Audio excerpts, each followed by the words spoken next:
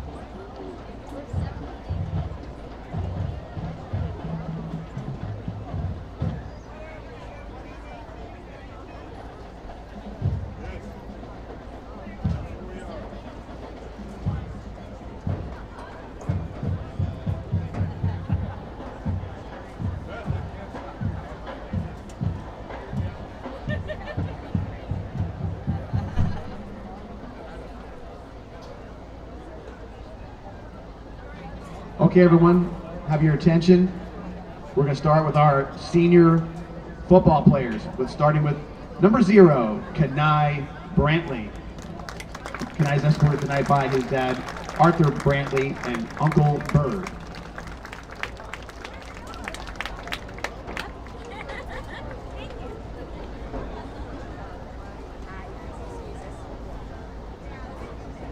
Number 1, Winston Watkins. Escorted by Dad Winston Watkins Sr., Mom Lagonda Howard, sisters Wayana and Wayani and Charisma, Uncle Vernon and cousin Ascari Roberts. Number 2, Jace Nixon. Escorted by his mom Lacey Nixon, Dad Ryan Nixon, and brothers Ty and Blake.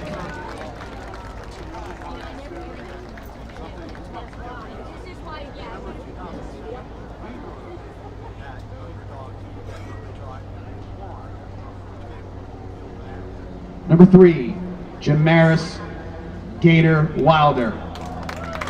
Escorted by his mom, Tabria Bradley, Dad Jason Austin, Grandma Carrie Williams, brothers Quinton and Jackson, sisters Taylor, Kayla, and Quinai, and uncles Dre and Harold.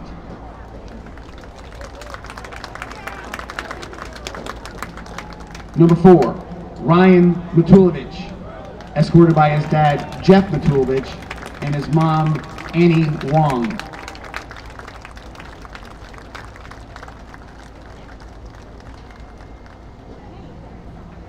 Number 8, Landon Marsters, escorted by his dad, Matt Marsters, mom, Rebecca Marsters, and sister, Madeline Marsters.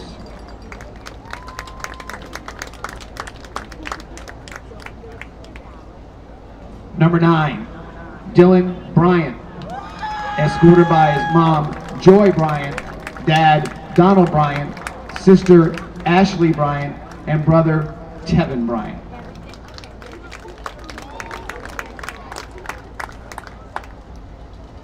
Number 10, Carl Jones, escorted by mom, Amelia Jones, and dad, Steve Jones.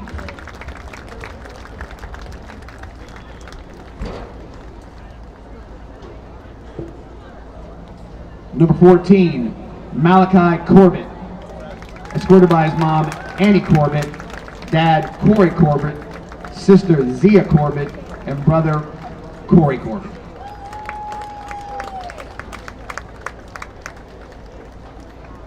Number 15, Merrick Borelli, escorted by his dad, Brandon Borelli.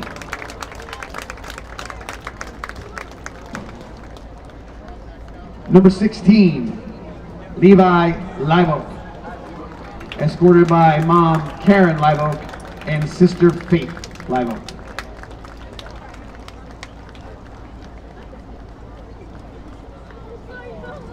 Number 20, Nico Maldonado, escorted by mom Danielle Vanover, stepdad Matt Vanover, brothers Matthew and Johnny, grandmother Dawn Marie, and Uncle Robert and Aunt Michael.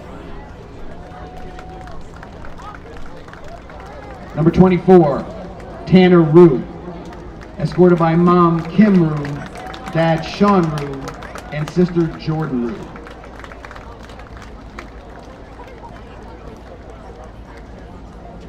Number 26, Ben Zarkowitz, escorted by dad Scott Zarkowitz, mom Anna Zarkowitz, and brother Luke Zarkowitz.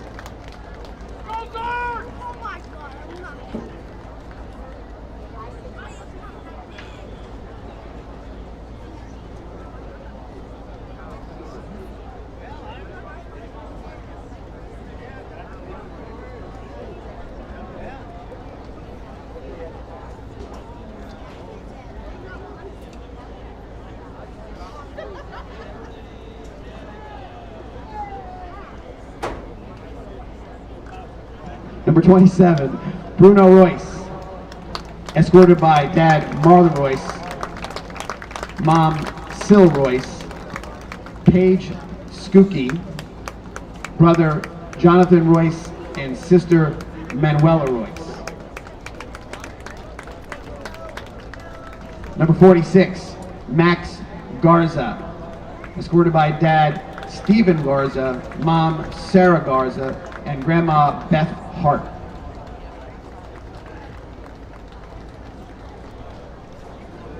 Number 61, Matthew LoCicero, escorted by dad Matt LoCicero, mom Amy LoCicero, sister Sabrina LoCicero, grandpa Sal LoCicero, and aunt Gina LoCicero. Number 70, Al Oliver, escorted by mom Jagina Oliver, dad Albert Oliver, and sisters Ashley and Aluna.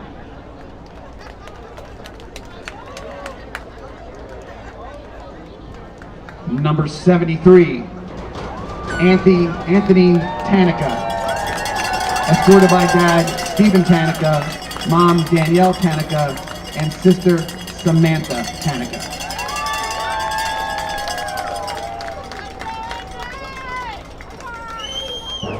And number 84, Jackson Scott, escorted by mom Amanda Scott, dad Kevin Scott, and brothers Aiden and Cameron. Big round of applause for our senior football players for tonight.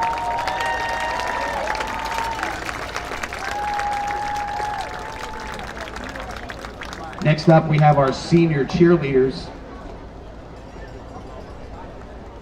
starting with Ariana Perez, escorted by mother Stephanie, father Jason, stepmom Mildred, grandmother Elise, grandmother Ann, grandfather Larry, brother Jason Jr., Aunt Kathy, and Uncle Lauro.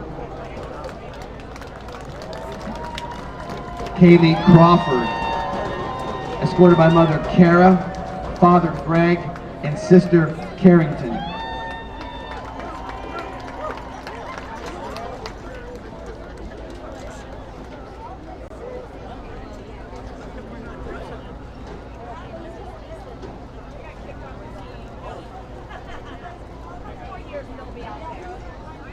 Caitlin Meyer, escorted by mother Dana, stepdad Robert, brother Daniel, and sister Katie.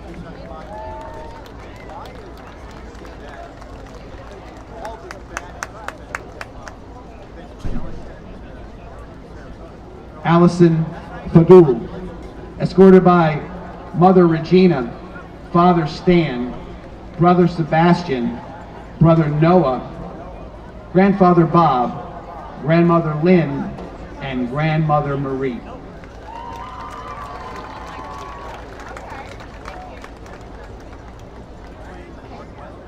Darren Crom, escorted by Mother Erin, Father Dean, Brother Hank, Grandmother Phyllis, and Grandfather Don.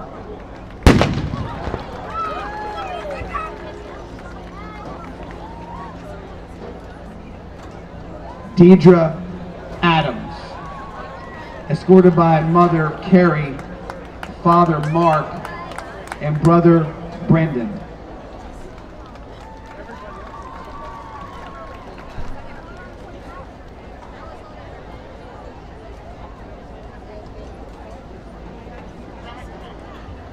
Ella Earhart, escorted by Mother Deborah, Father Joel, and Sister Sophia.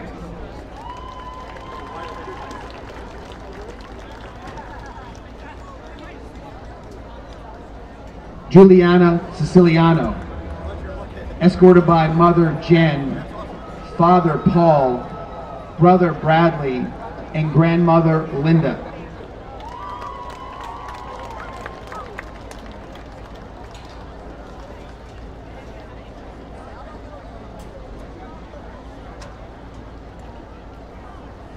Megan Polisek, escorted by Mother Julie, Father Andrew, Grandfather Richard, and Grandmother Jean.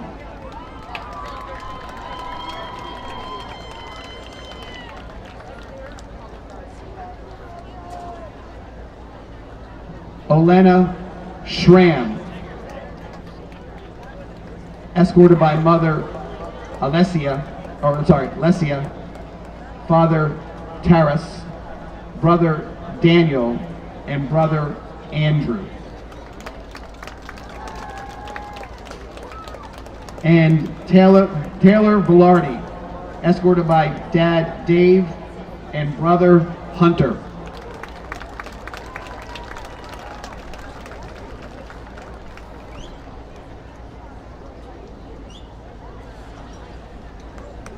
Big round of applause for our senior cheerleaders tonight.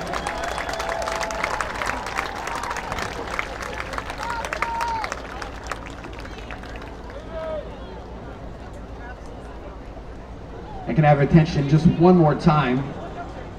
We have some special presentations that are going to take place on the field here in just a sec.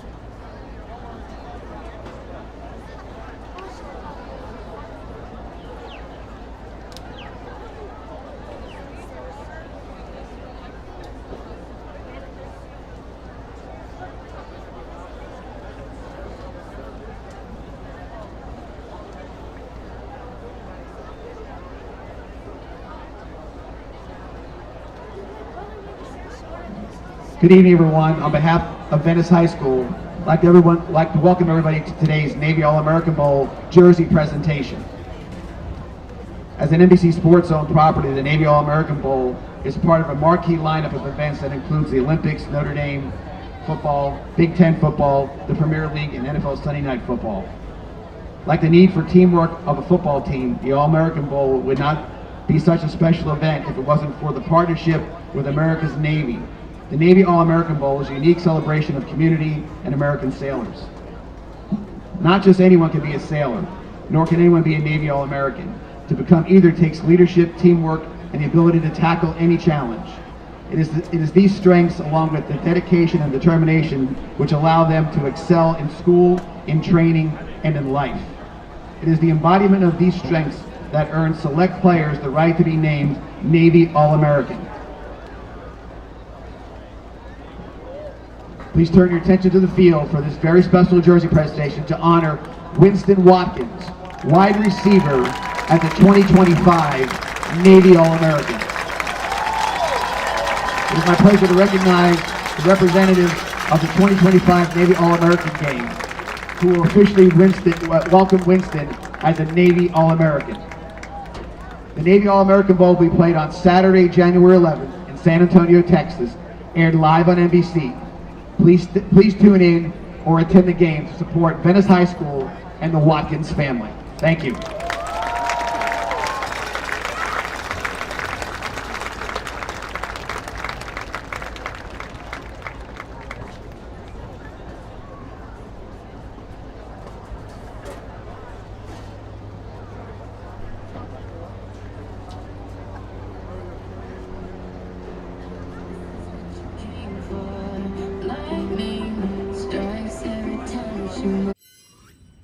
We're back for another big season of the John Peacock Coaches Show.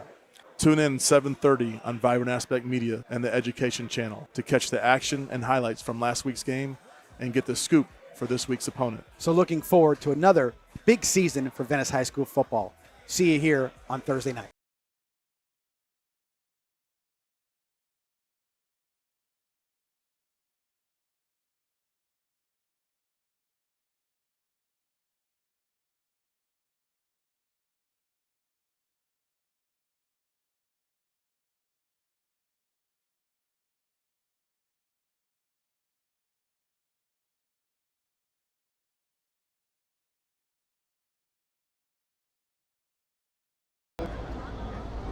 The league's most recognizable players include Kyler Murray, Kyle Pitts, Jamar Chase, Jaden Daniels, Nick and Joey Bosa, and Myles Garrett have all starred in the high school football premier all-star showcase event. In a total, more than 350 alumni have been selected in the NFL draft, including 4 #1 picks and 91 first-round selections. Today we're excited to present Bruno Royce with an honorary game jersey commemorating his selection to the 2025 Under Armour Next All-American football game. Bruno, congratulations on achieving your dream of becoming an Under Armour Next All-American. We look forward to seeing you play in the 2025 Under Armour Next All-American football game. You can watch Bruno on Thursday, January 2nd. For more information on the Under Armour Next All-American game, updates or on current and past players and news surrounding the game, find them on Instagram, Twitter at UA Next Football, or visit them at UnderArmourNext.com. Congratulations to both of our athletes.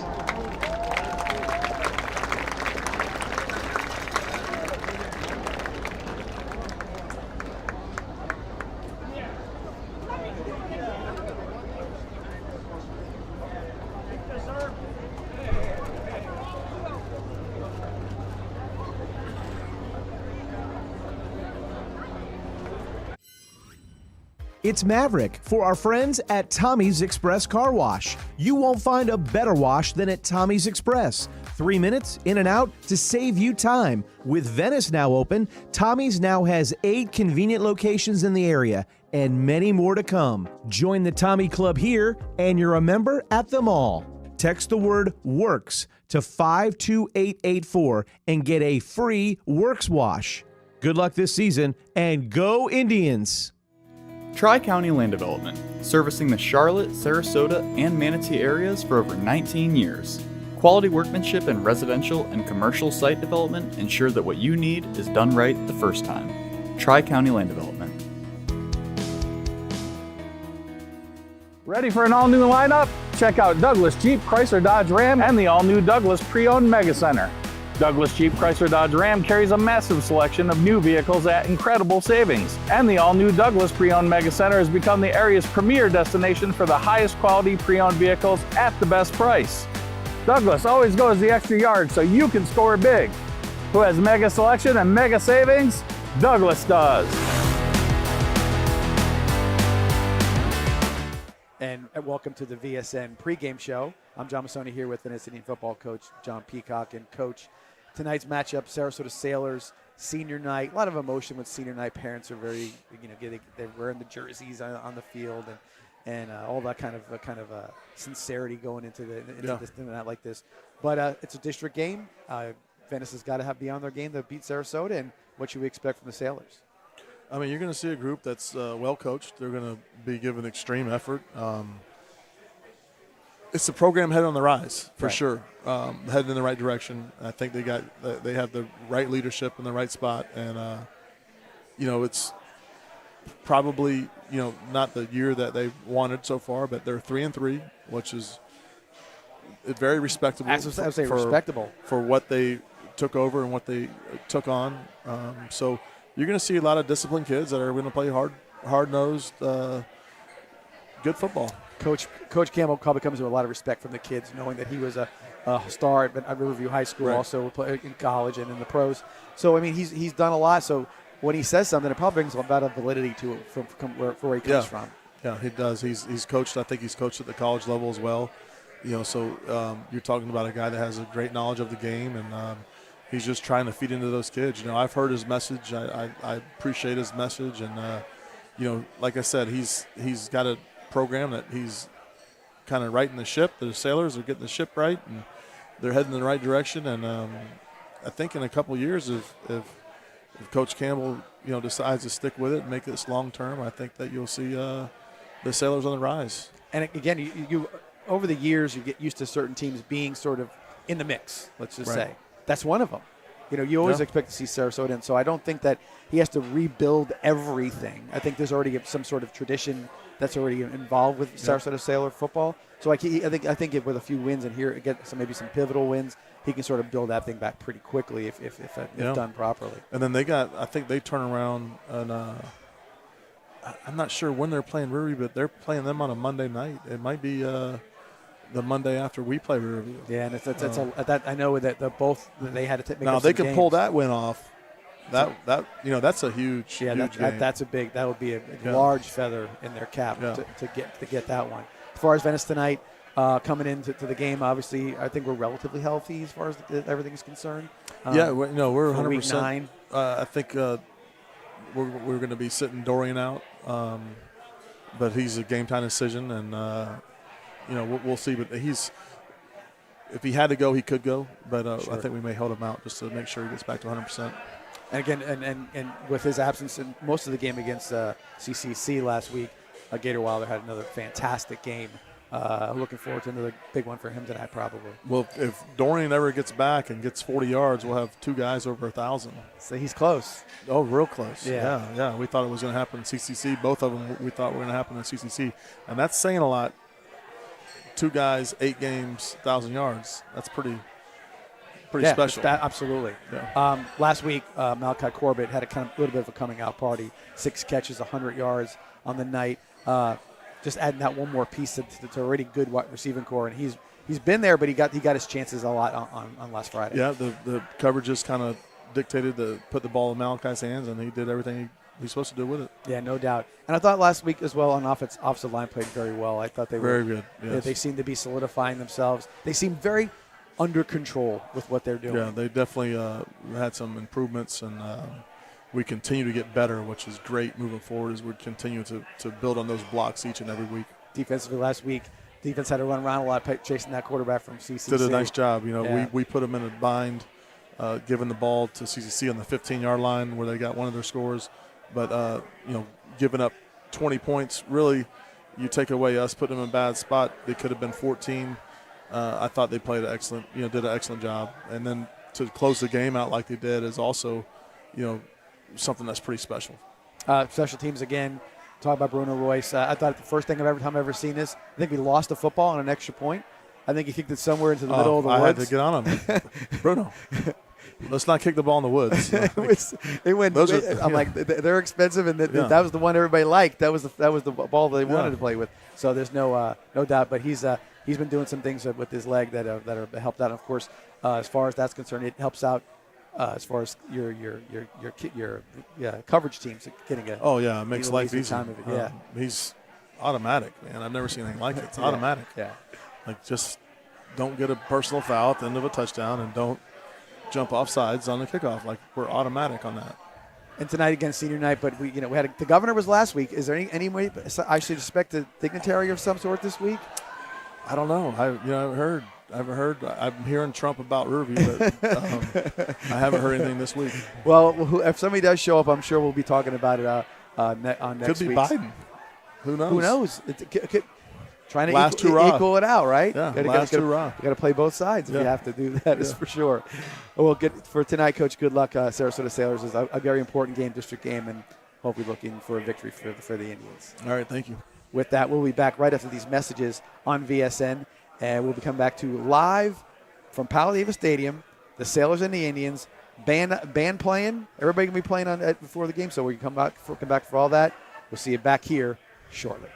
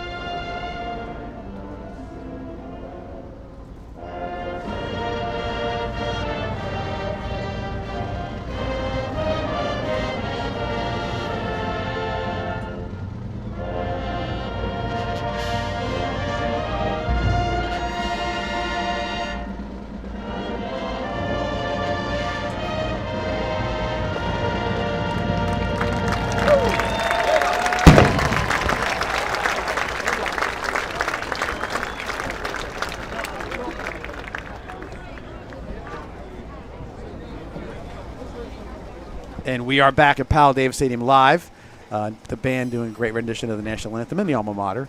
I'm here with Jeff Fulcher, my partner in crime tonight. How you doing, buddy? Sir, I'm glad to be here. Glad to be here for Friday Night Football. Yeah, there was a away game last week playing a very talented, very competitive Clearwater Central Academy, Clearwater Central Catholic football team that was very, very worthy opponent, top 14, 15 in the state, and gave us quite a tussle. So Venice is going to come off that game and looking to get back into the district playoff situation here with Sarasota. Jeff, I know you said you looked online. Not a little intel on Sarasota, but we do know they are with a new coach this year, third one in 3 years, Amp Campbell, who comes with a lot of pedigree as far as his upbringing, a Riverview High School star, Michigan State, and then on to the pros after that. So looking forward to seeing, a district game that's going to be competitive and see what the Sailors can bring tonight to the Indians. Yeah, John. Sarasota comes in at 3-3. Okay, they lost against Cardinal Mooney, Booker, and Lakewood Ranch, and they have wins against Ida Baker, Gibbs, and Braden River. So it's hit or miss. They're 500, obviously, and as a Venice guy and as Venice people, you want the teams in your district to be good. Yeah. Because you have to play those teams. No matter what, you have to play those teams. And when they're good, it helps you at the end because of strength of schedule and all that. The point system that goes into the playoff system. every game you want to build a schedule that's going to get you the right amount of points so you get home games. Yep. Coach Peacock has been talking about home games in the playoff, and what an advantage it is, and what a luxury it is to have that. So yes, you want Sarasota to be at their best, Lehigh at their best, and Riverview as well at their best, and that's what you want to do, beat the best, and that would be hopefully the best case scenario. Again tonight, after last week's game, will be minus. I believe Macho Jones is out tonight. I wasn't paying attention to the warm-ups very much because I was doing the senior night introductions, which I do enjoy. It's great to see the parents. The parents it's their big night to get on the field with their sons, and of course cheerleaders with their daughters, and the band will do their thing at halftime as well with the RTC. But it's always fun for that. But we should be just about in full complement of players coming into this game late in the season, which is nice to see. Yeah, that's very good. And when we were at Clearwater last week, we saw the Macho injury. It looks like he got either rolled up or something. I believe he said it was an ankle sprain. So hopefully, it was an ankle that he had a little bit of a problem with earlier in the year too. Yeah, so hopefully it's nothing too major. He can rest either this week, next week, and just be ready for when the football counts, which is in 3 weeks. Yeah. 3 weeks, regional starts. So and like I said, and with tonight's matchup, the Indians are probably going to be looking to establish the running game early and establish the line of scrimmage early, whatever they want, because they know they don't want to give Sarasota any thought that they have a chance to win a game tonight. Piggybacking off that, the keys to tonight's game that I've been thinking about is holding on to the football. Do not give them turnovers. That was the game last week. It's the great equalizer. Penalties you can sort of overcome, but turnovers are just the ball it's there, and where you fumble and when you fumble in certain parts of the game can even compound that problem. So yes, turnovers, I totally agree. Yeah, if I'm not mistaken, I believe that we turned the ball over 2 times in the red zone last week. And we had a fourth down play to close the game out where there was a turnover as well. So yes, crucial situations. You want to make sure you hold on to that football. Make sure that you're not making mistakes to give the other team the extra possessions, extra opportunities to do some things. And of course, it's such a momentum builder. Yes. You've seen on a turn, in the game last week where they got the ball back late in the game, and the crowd and the team, you're like, oh my God, look at the momentum. They just picked up on that. So it's a big deal. I see some captains out in the field. The first number 2 you see right there is Venice High School Teacher of the Year, Kelly Rutledge. So she's out there as honorary captain, along with Jace Nixon, Matthew LaCicero, and Anthony Tanica for the Indians. So it's very nice that athletic department always tries to honor somebody in the sort of the administration or in the the word I'm looking for, I can't believe that. Somebody who works at the school. That's what I'm trying to say. A staff member. I got too many names in my head from all those senior night introductions.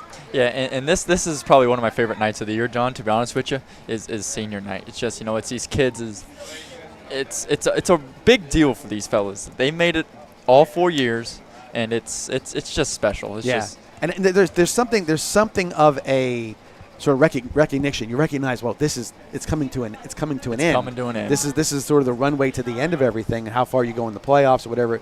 That's another part of it. But still, there's a lot of that stuff. You look around, and a lot of these kids that are playing tonight.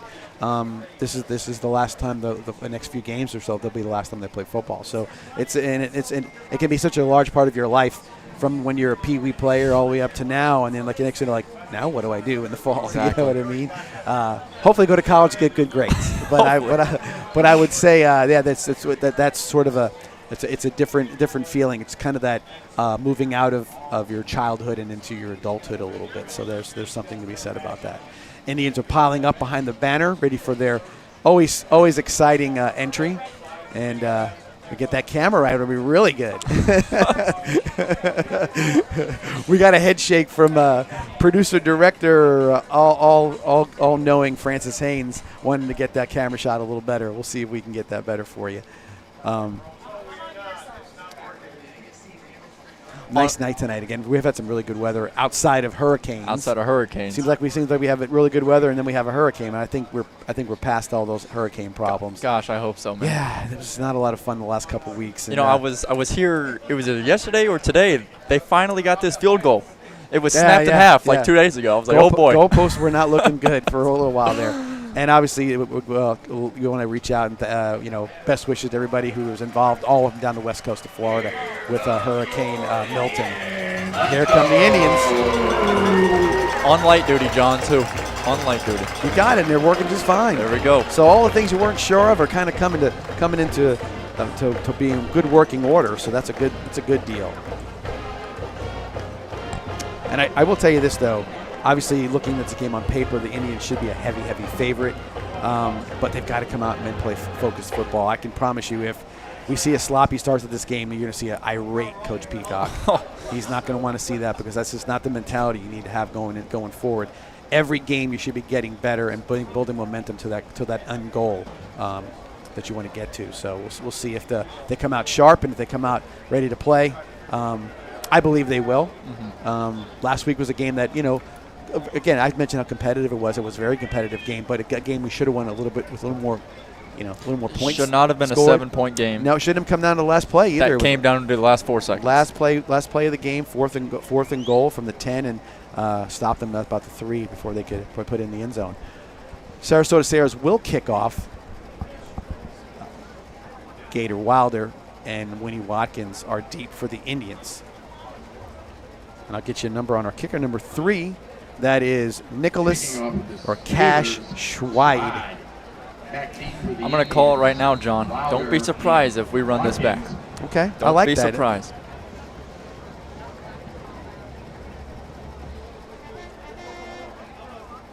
Got into the end zone. Well, it was a good call. It was. We got into the end zone, so that's you kind of had it. He just flipped it a little bit. So, all right, Indians take over 1st and 10 at the 20-yard line. And if Sarasota can do that every time they're kicking the ball off, it's a get a positive. touchback. Holy moly! We mentioned about how Bruno Royce is such a weapon. Last week's game, 5 kickoffs, 5 touchbacks. It's great.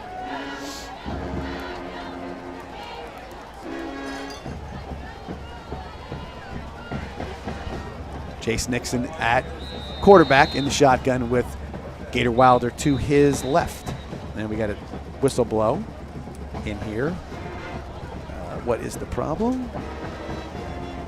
Looks like they were maybe pointing at the 40-second clock, but I don't even see the 40-second clock. It's off. It's broken. Okay, that's what it is. So Nixon, quick throw out to Watkins. Plenty of room to run.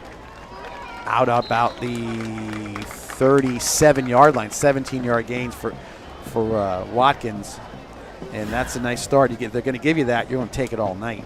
Yeah, if they're going to be playing zone defense, those little checkdowns, man, get yourself 10 to 15 yards every play. Right now they're playing 10 yards off the ball. You can make that all night long. Gator Wilder on the carry, breaks a tackle, spins out, gets forward to about the 44-yard line, brought down by number 18. That is Danny Perry on the tackle. Yeah, Gator just a ferocious runner, man. It's one dude is not going to take him down. You better get more boys over there. 2nd and 3 for the Indians.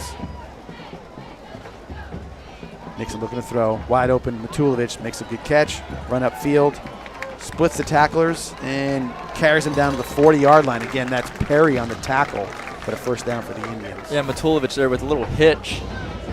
Plenty of space. The defenders are playing 10 yards off the ball. Plenty of room for Matulovic to catch the ball, put his foot in the ground, and maneuver. 16-yard gain, first down. Wilder on the carry, breaks the tackle, through the line of scrimmage again, dragging people downfield, taking them down to the 16-yard line. Brought down by 27. That would be Roberts for the Sailors. Yeah, that's just impressive. He had 3 guys on his back, and he went an extra 5 yards. So give him 23 on that one, a 1st and 10 at the 17-yard line. Quick throw out to Corbett, face mask, and he's still on his feet. Another face mask, and he scores. Wow. Malachi Corbett with a bunch of effort on that one for the 17-yard touchdown pass. I mean, you could almost say he got assaulted to get that touchdown. Well, watch this. It's a little, could be gruesome. He gets his whole head turned around right there and spins with it, which helped him out there. And then you get one right here again, and then he's in the end zone. So multiple penalties that really don't go for naught. Yeah, they're going to be all declined. Gets the defense, face mask. Got penalty, we decline. Resolve the play. Touchdown. So yeah, there's a touchdown for the Indians. Royce in for the extra point. I will say Under Armour, next All-American, Bruno Royce. Yeah, that's an amazing accomplishment. Absolutely. I mean, kids dream of that, For the extra point. being an Under Armour All-American. Extra point is good. So, quickly, with 10:52 left in the first quarter, your score, Indians 7, Sarasota 0. We'll come back with a kickoff and see what Sarasota can do with the ball when we get back.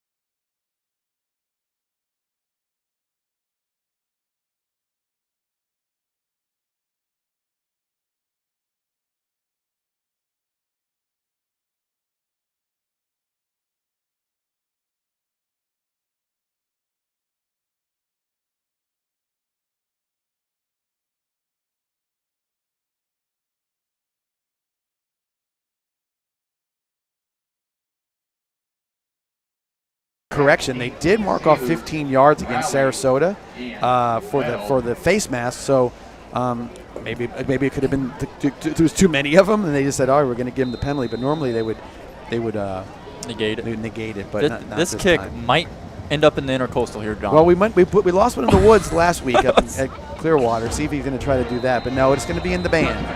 I won't be surprised if we find out later that either Coach Peacock or Coach Shannon said, "Hey, don't kick it into the intercoastal." They had to tell him that last weekend. Yeah, into the tuba section is where it ended up. So touchback for the Sailors. They'll get it out at the 20-yard line.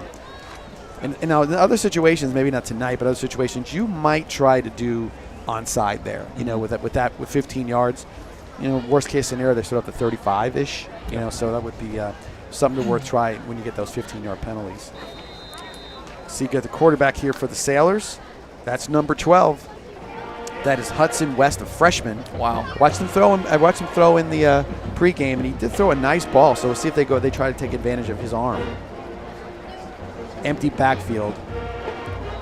2 men in motion. You cannot do that. So that is a penalty against the Sailors. Oh, no, offsides against the Indians. Okay.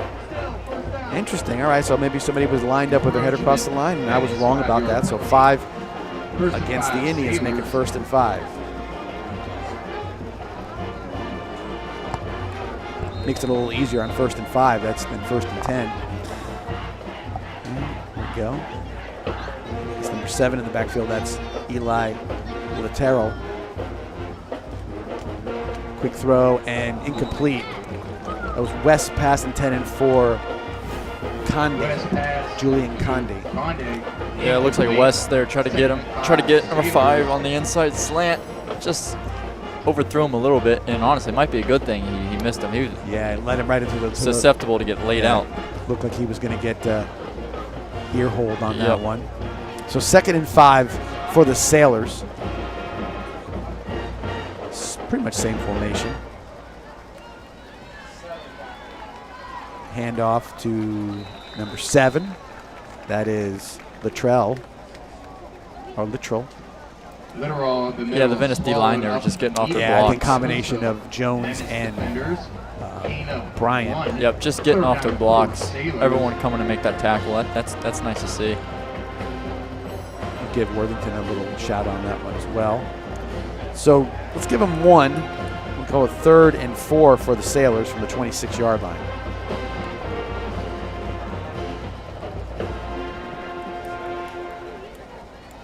We're going to pass, quick throw, and this time it's complete. Marsters was close to knocking that thing down, but the completion is to Conde, brought down by, looks like it was Kisevich. Yeah.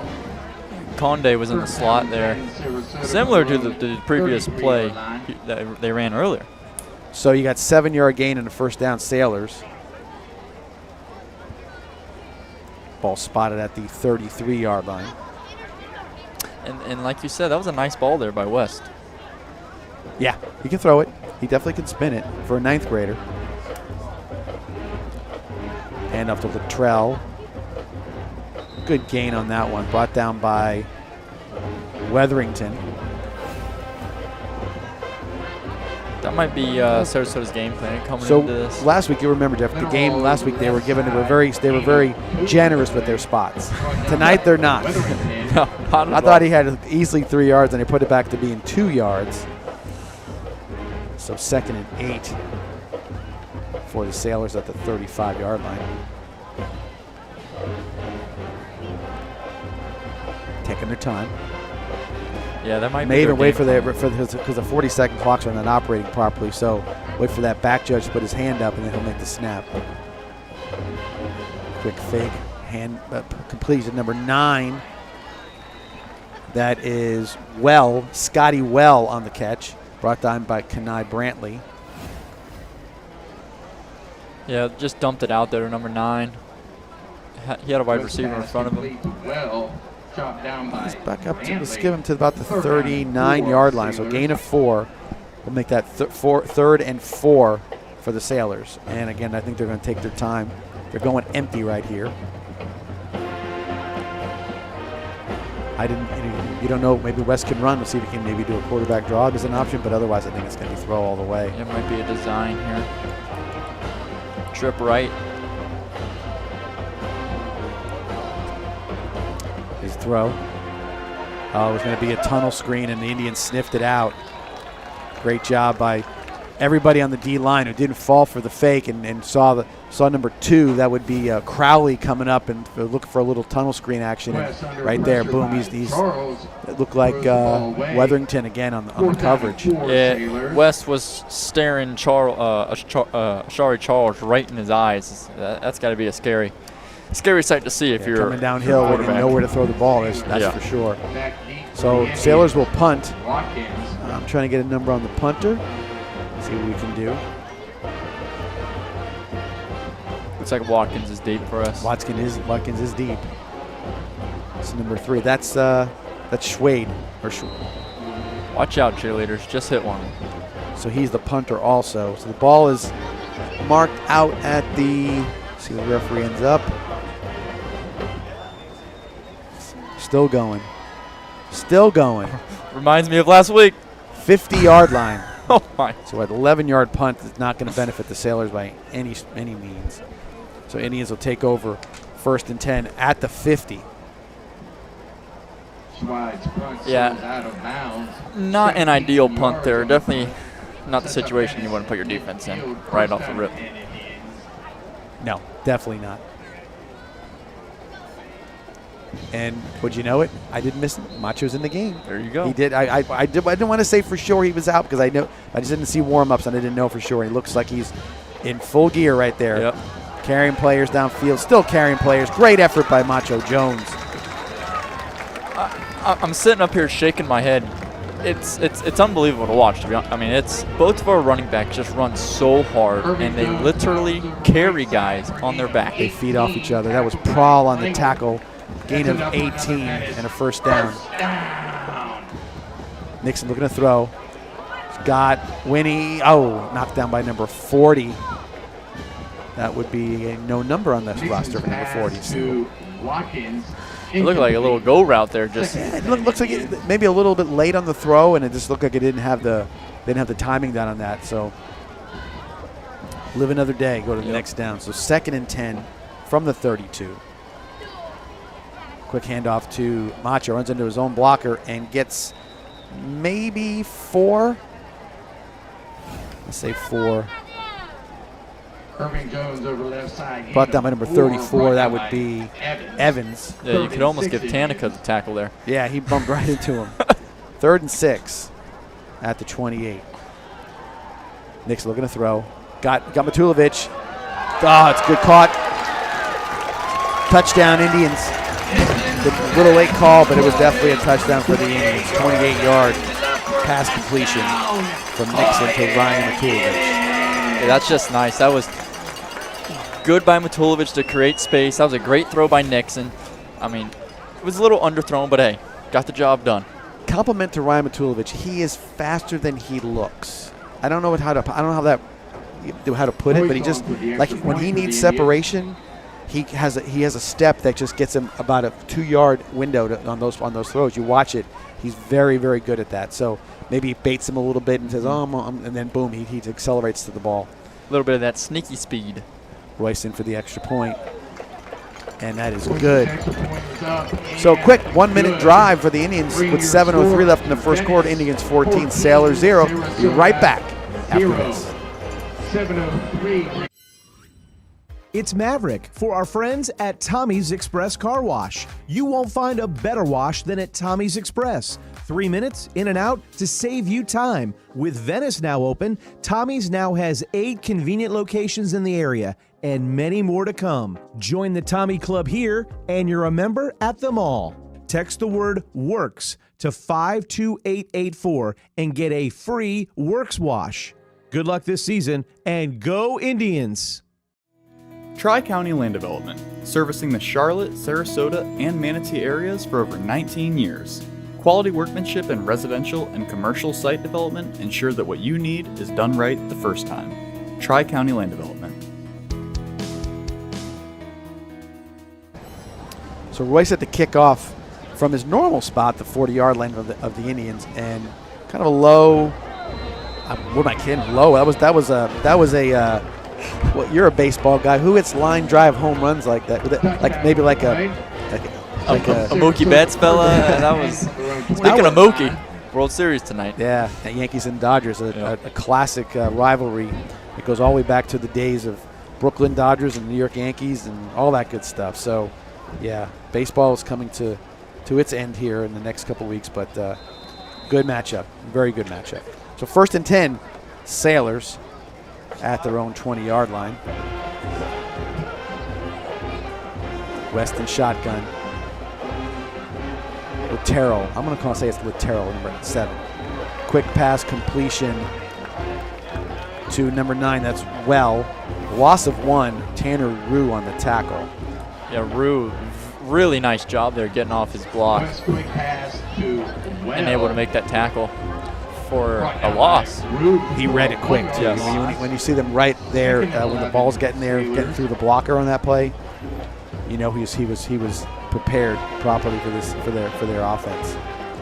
So 2nd and 11 after that 1-yard loss.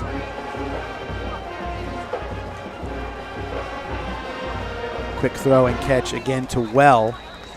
Brought down by Marsters and Rue. Yeah, West pass was a nice little pass there. Yeah, we're seeing a lot of these just get it out quick passes, and that might be what they have to do. Yeah, just a short passing game, try to gobble up some time and get some first downs. The ball's at the 26, so a 7-yard gain makes it 3rd and 4, Sailors at the 26-yard line.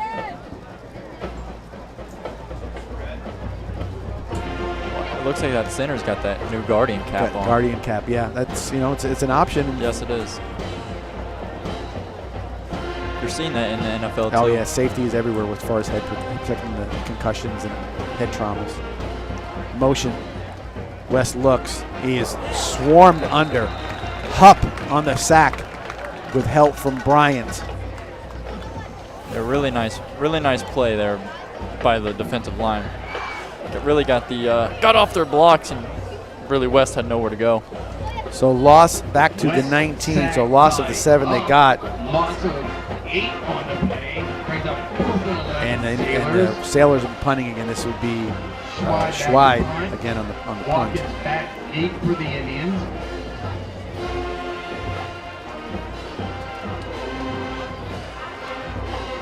Looks like a little bit better punt, but also going out of bounds, and might have stayed in a little bit. I'm not sure where they're marking it because it kind of hugged the sidelines till about the 30. See where they decide to mark it. And they mark it at the Indian 47-yard line. So better punt, 38-yard punt, but again, Indians have great field position with 5:33 left in the first quarter. See if they can't get the big lead going here really quick. And if the Indians are able to do that, it'll be nice to see all the second and third stringers get in for sure. Yeah, no doubt. Official timeout, and we'll take a timeout as well. 5:33 left in the first quarter. Indians 14, Sailors 0. Ready for an all-new lineup? Check out Douglas Jeep, Chrysler, Dodge, Ram, and the all-new Douglas Pre-Owned Mega Center. Douglas Jeep, Chrysler, Dodge, Ram carries a massive selection of new vehicles at incredible savings. And the all-new Douglas Pre-Owned Mega Center has become the area's premier destination for the highest quality pre-owned vehicles at the best price. Douglas always goes the extra yard so you can score big. Who has mega selection and mega savings? Douglas does. We're back for another big season of the John Peacock Coaches Show. Tune in 7:30 on Vibrant Aspect Media and the Education Channel to catch the action and highlights from last week's game and get the scoop for this week's opponent. So looking forward to another big season for Venice High School football. See you here on Thursday nights. We're back here at Venice High School.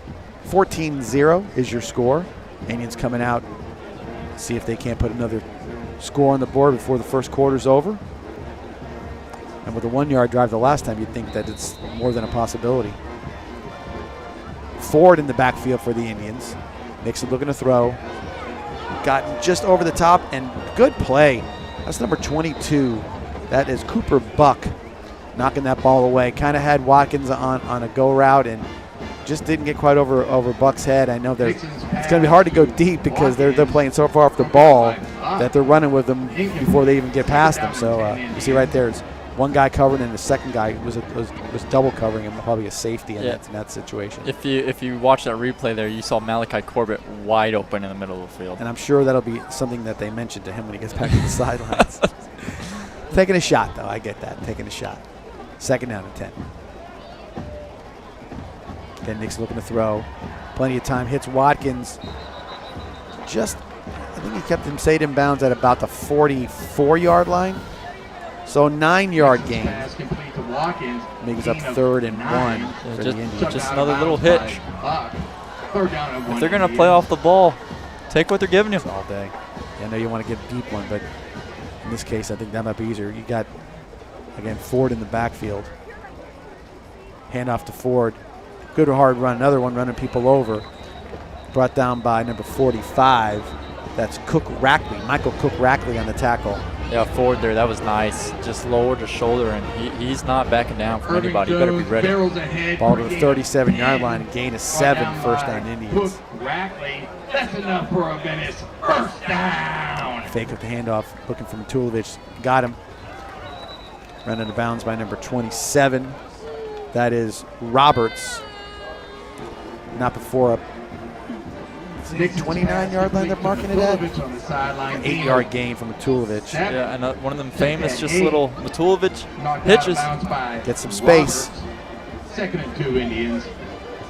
See if we get Ford into the run at a first down here. Now looking to throw. Got Winnie coming to the corner. Oh, just again, number 20 get his hand up in there. That is Thomas, Jeremiah Thomas. Put his hand up there and sort of just distracted Watkins a little. See if they get a little better view of it here on the replay. Kind of getting a little space, and then there's 20 and just kind of waving his hands around, and there it was. Boom, right through his hands. Yeah, I thought that was the case. If Nixon puts that on Winnie's right shoulder, it's a touchdown. 3rd down and 2 Indians. So 3rd and 2. Quick handoff to Ford. He's got the first down and a little bit more. Spinning out of the tackle, still going. Down to the 11-yard line. Looked like a face mask. Like it was, too. That's number 22 on the tackle. That's Buck, Cooper Buck. So we'll see the flag will probably add a little yardage. Ball's at the 11 after the 18-yard gain. That's right.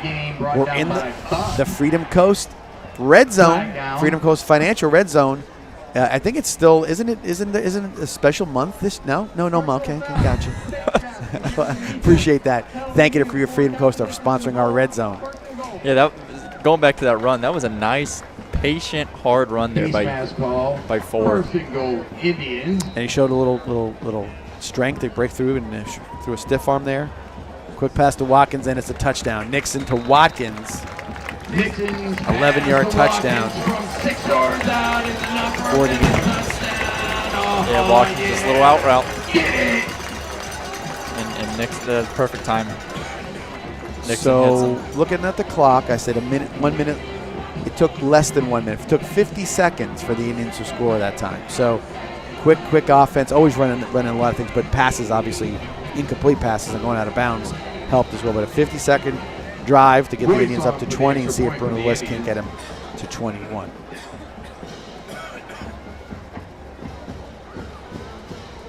Snap a little high. Corbett gets it down, and Royce gets it through. So Indians, quick score again, up 21-0 in the first quarter with 4:42 left in the quarter. Be right back after these messages.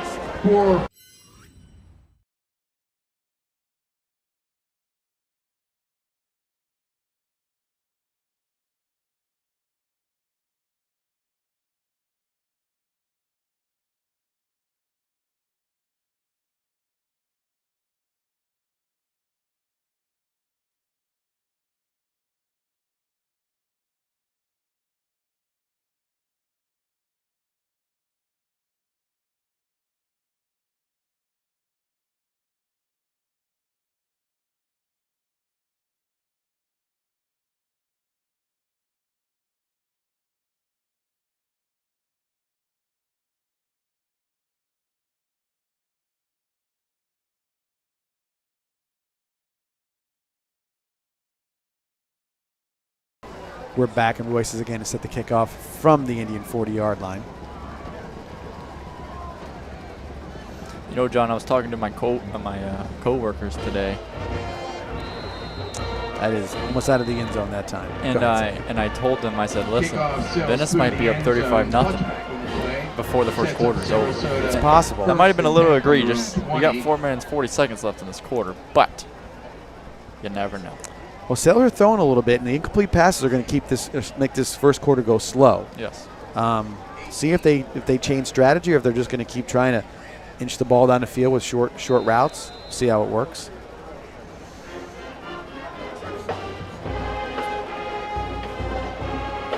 Again, Well in shotgun.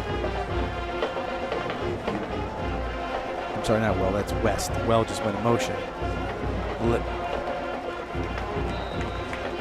Literal up to the 23, brought down by Jones. Yeah, Jones and Judson. Sailors just not able to establish that run game. The Venice defensive line is just swallowing up anything they throw their way. That was a gain. Let's give him 2 on that two? one. Yeah, 2 on that one. 2nd and 8. Not very much. I'm trusting our GPS fancy down markers. It says 8, so I'm going to give it 8. You know, that's nice. USF doesn't even have one of them, John. I don't think anybody does. I haven't seen much of that.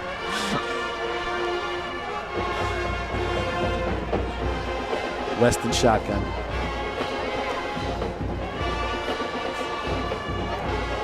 Looks like Lou sneaking up.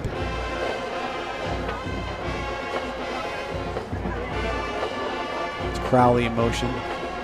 And up to Littrell. And looks like he's knocked down for a loss.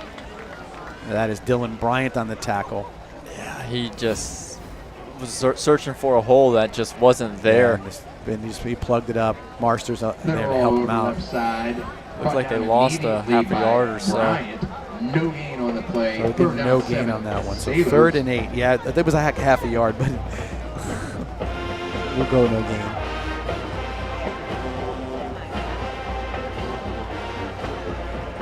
Again, our 40-second clock is not operating, so everything is done in the field. Oh, quick.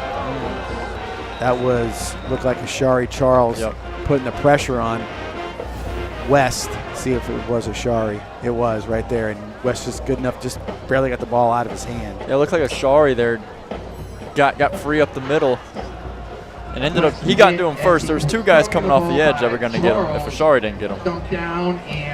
So that makes it 4th down and 8. Yeah, somebody was going to be there right after Ashari. There's no doubt about that. And Schweid has set the punt. Gets the ball off. Much better punt. High punt. Again, sails out of bounds. It's going to be somewhere in the vicinity as where it's been the last 2 times, right around the 50-yard line. Let's see where the referees mark it this time. It's always fun to watch them walk the line here. Wow. But the ball never got there. The ball never actually went there. I just said it landed on the 45-yard line. Never went that far. It's fun to watch the refs do Wow, this. that's a sympathy punt right there. That's funny. Strides punt of 38 yards. Good sailed out of enough. bounds. Stop walking. Sets up Venice 1st and 10 at their own 40. All right. 1st and 10 Indians at the 40. Maybe there was 2 footballs. The phantom punt. Macho on the carry. Again, dragging guys for about 9 yards. A whole slew of Sailors, led by number 45. That is Cook Rackley on the tackle. Let's give him 9. Just another hard Second run. and 1. Yeah, very hard. Another hard run right at the middle. 9 on the play, brought down by Cook Rackley. Mixon set to throw. Looking. See if Atul gets that. Got There's him that open. separation. Oh, he caught. Oh! Man, that would have been a heck of a catch. He caught the back half of the ball and then kind of the ground knocked it away. And it looked like him and his in the corner there were tangled up a little That bit. boom right there. He gets that little bit of separation. And he's right there. And just, I mean, good effort. Really good effort. If you ask Matulovic, he's going to tell you. Should have caught it. So 3rd and 1. Hand off to Macho, and he's got the first down. Sneaks through the line of scrimmage to about the 42-yard line. Brought down by number 8. I don't have a number 8. I mean, maybe it's number 9. Let me see. How about 18? Let's say that one. Perry. Yeah, Jones there, bear crawling for an extra 5 yards. They got the 43-yard line. Quick throw. Watkins cuts inside. Another move. Steps back. Keep going forward, Winnie. And looks like he might be close to the first down. Yeah, we've talked about it. That's the thing with Winnie. He's got to go north and south. He likes to do the dance, and he's got to go north and south. He's doesn't right there. He's got the first down or close to it, but anyway. So 2nd down and 1. Quick handoff to Macho. He gets the ball up to the 29-yard line. First down, Indians. Irving Jones rips one off for 7 yards. Brought down by Croslow. That's enough for another Venice first down.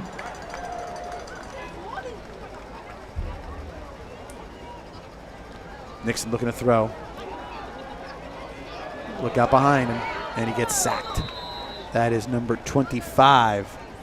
That is Javon Key. Javon Key on that one. Yeah, Nixon was just looking and looking and looking and just didn't see anything. Time was running out quickly. So a loss of 1 on the sack. 2nd and 11 for the Indians at the 30-yard line. Quick hunt up to Jones. Cuts it up inside. Moving. Breaks the tackle, and he will score. So a 30-yard run by Dorian Jones, a.k.a. Macho Jones. Oh, yes, sir. We're now approaching that 28-point mark. Didn't get to your 35 yet. 35. But 28. So Yeah, that was like an impressive, patient run. Just making cuts. Made a couple cuts to get free. Whistle blown. Right there. Yeah, that's nice. That's nice running. Yep.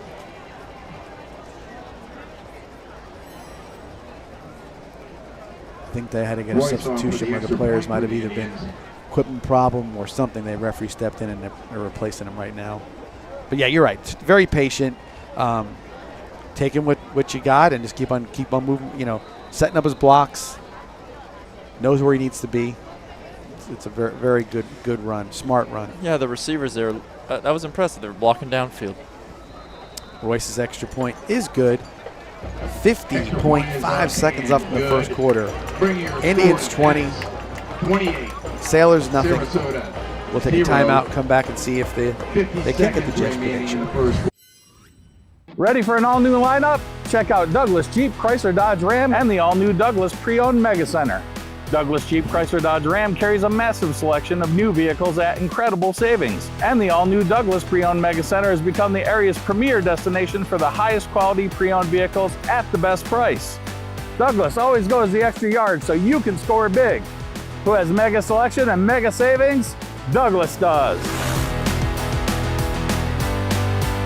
It's Maverick for our friends at Tommy's Express Car Wash. You won't find a better wash than at Tommy's Express. 3 minutes in and out to save you time. With Venice now open, Tommy's now has 8 convenient locations in the area and many more to come. Join the Tommy Club here and you're a member at them all. Text the word WORKS to 52884 and get a free Works wash.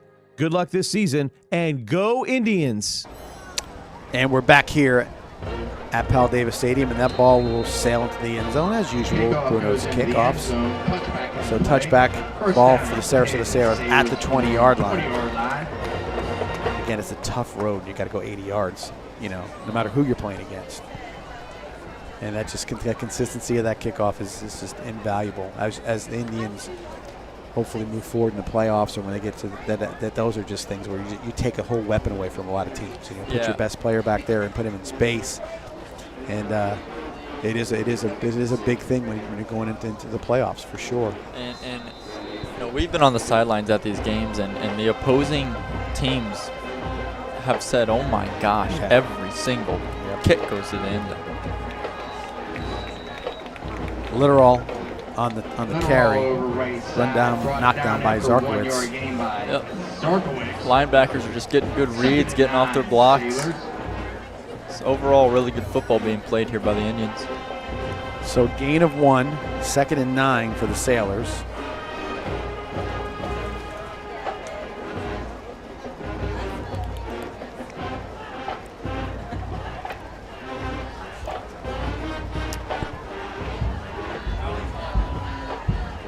For the formation. I can't really see where I'm at, but shotgun.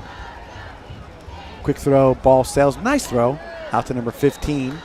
That is Cooper Hamilton. West hits Hamilton, and that should be the end of the first quarter, and it is. So ball's up to the 25 at the 4-yard gain. We'll come back here after the end of the commercial break and see if the Sailors get a first down right after this.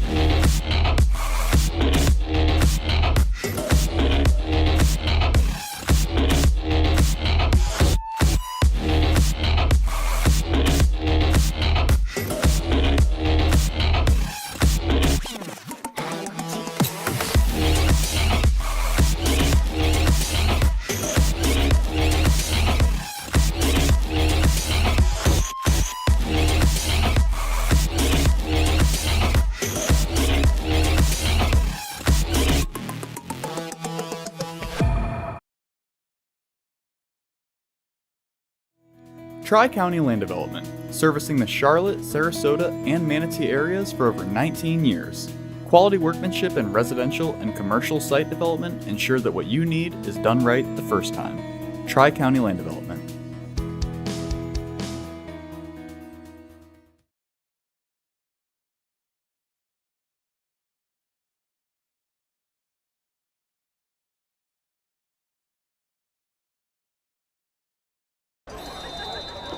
We're all a little bit hyped after the last interlude of music we just had here.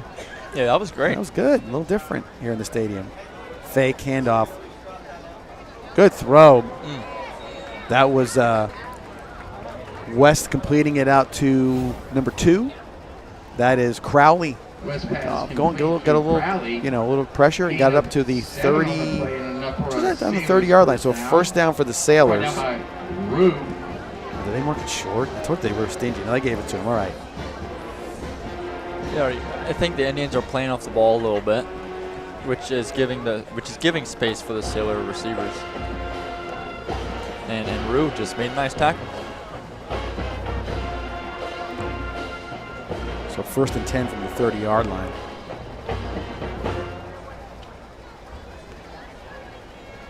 Motion. That's Crowley, caught the last ball. West quick throw, and they're going to call interference on that one. Ball intended for number 15, Cooper Hamilton.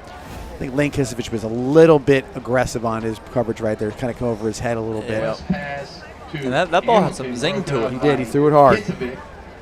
Flag down on the play. So you can see there should be pass interference. That's a 15-yarder.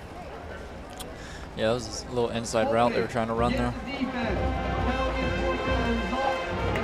So they called holding. So any either 10-yard holding penalty, that'll be a ball under the first down for the Sailors. First down, Sailors from their own. So first and 10 at the.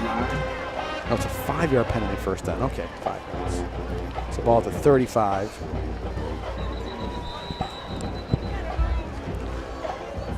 Are we correct here? I thought it was 10 in high school, but we'll see. It's always each referee crew we've had. It's always something. So we'll see where they all come up with. Although the guys last week, see, I was right. So it's 10 yards. the guys last week we had, John, you pointed it out. They were really good. They were on their stuff.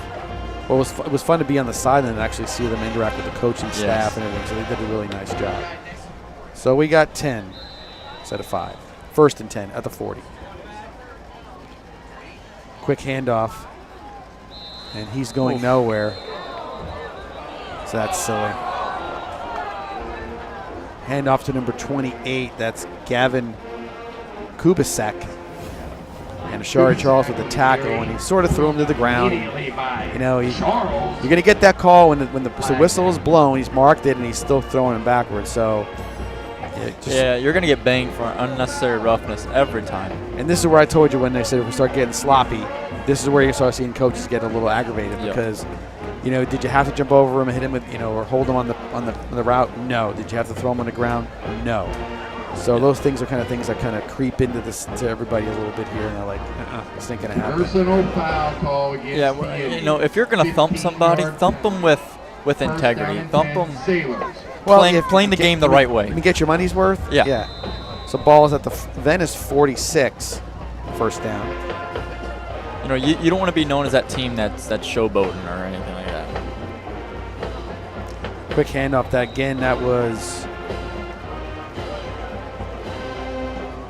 That was Kubasek. Maldonado on the tackle. I mean, they keep going to the run game, and they just have not been able to really establish it. That might have been their most yards they've got per run. They had a 7-yarder. They got a 4-1 before, a 4-yarder there. So 2nd and 6 at the 42-yard line. This just shows how well the defensive line is playing as well as the linebackers. Yeah, no doubt. 2nd down and 6. Weston shotgun. Looks like Kubasek is going to get the ball again. This time, nowhere to go. Hupp and Marsters shut it down. It's like an ant trying to walk through peanut butter. You ain't going anywhere. Boom! Just stop right there. And Hupp kind of got him from behind, and Jones with a little bit of help on that one as well. Immediately by Hupp. So no gain. 3rd and 6 for the Sailors at the Venice 42-yard line.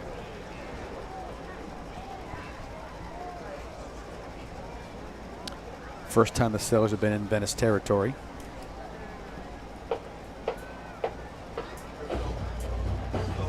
See if you got to figure some sort of a throw, see if the Indians are ready for it. You would think maybe a screen of some sort.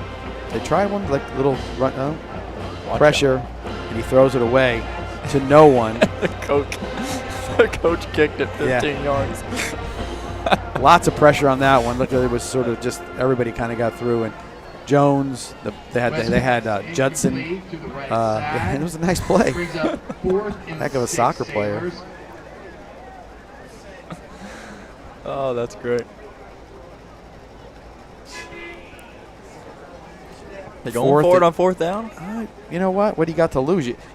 It's better than a punt. They got him the last couple of times.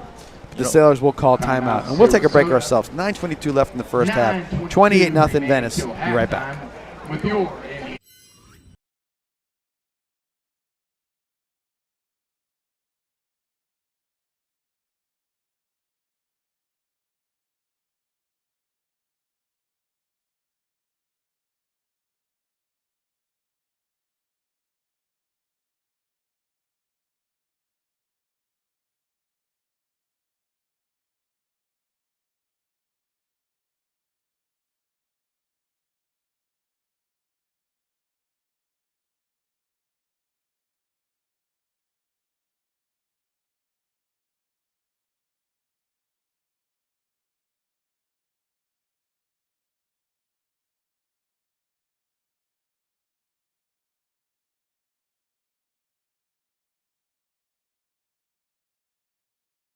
here at Powell Davis Stadium.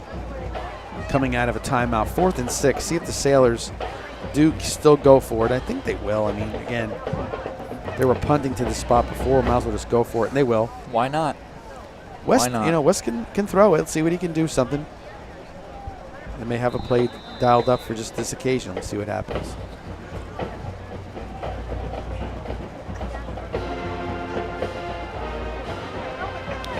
Shotgun snap. West going back. Screen passing. They were trying to set something up, and he just kind of threw it downfield to number 19. That is Lucas Baden. Wow. No completion. West was just looking at a wall of green coming at him. Yeah, he there's nothing he could do. He just had to get rid of that ball. So the Indians are going to get the ball. First and 10 at their own 42. Very good field position here. And you're looking at, obviously this score could lead to the running clock scenario we were talking about earlier. So we'll see. Nixon in there with Ford in the backfield. Still got Watkins down here to the right. Matulovic with Corbett up on the far side of the field. Yep. Looks like you got twins at the top side. See if he stays with the running game here. I mean, it's one-on-one down here with Watkins. There's Ford. Breaks it to the left. Good run. Breaks a couple tackles and takes it down to the 39-yard line. Brought down by Prawl on the time to tackle. Hard run there by Ford. Got him at the 40. Made a little cut behind the line of scrimmage and was just gone. Put his foot in the ground and went. So 1st and 10 to the Sailor 40-yard line, 18-yard gain. Timeout. Matulovic come off the field. There's something, probably an equipment issue, or maybe some blood. That could be a reason why he gets replaced. Looks like number 23, Landon Green, going in the game for Ryan.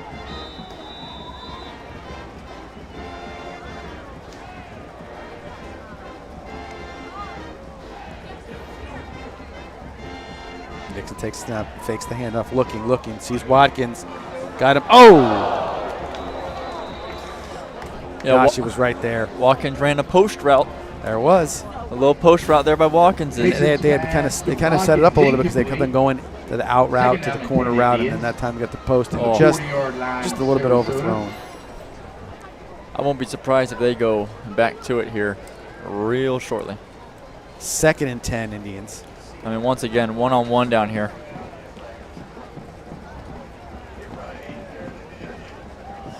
Good quick throw. Corbett got one guy to beat there. Does. Keeps on his feet. Barrels down to the 23-yard line. Brought down by, looked like number 0, Prawl, along with 35. That would be Turna Leshko. You can almost call that a little check down, too. Yeah, that was a little one. We're inside the Freedom Coast Financial Red Zone. Thank you to Freedom Coast.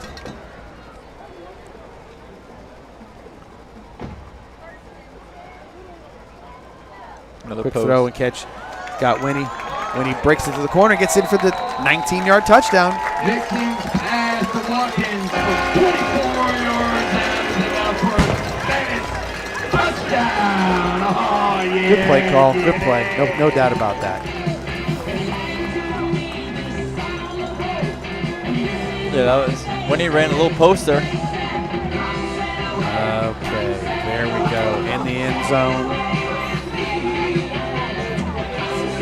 Oh, it's the Navy thing. I'm thinking, what is that all about? Royston for the extra point. They just played a little sticks. Come sail away with, and it was, I guess, in honor of Winnie's Navy All-American slot he got. On the defense, the penalty will be declined. Retry the attempt. Royce on for the extra point for the So Indians. short little penalty there from the Sailors for being offside. Give it a 2-yard penalty. Actually, they'll take it on the kickoff, so it'll be a 5-yard penalty. Royce in for the extra point. Extra point is up and good. Where's your score? Venice 35. So scores Indians 35, Sailors 0, 8:26 left in the first half. We'll take a break, come back, see what the Sailors will do on offense right after this.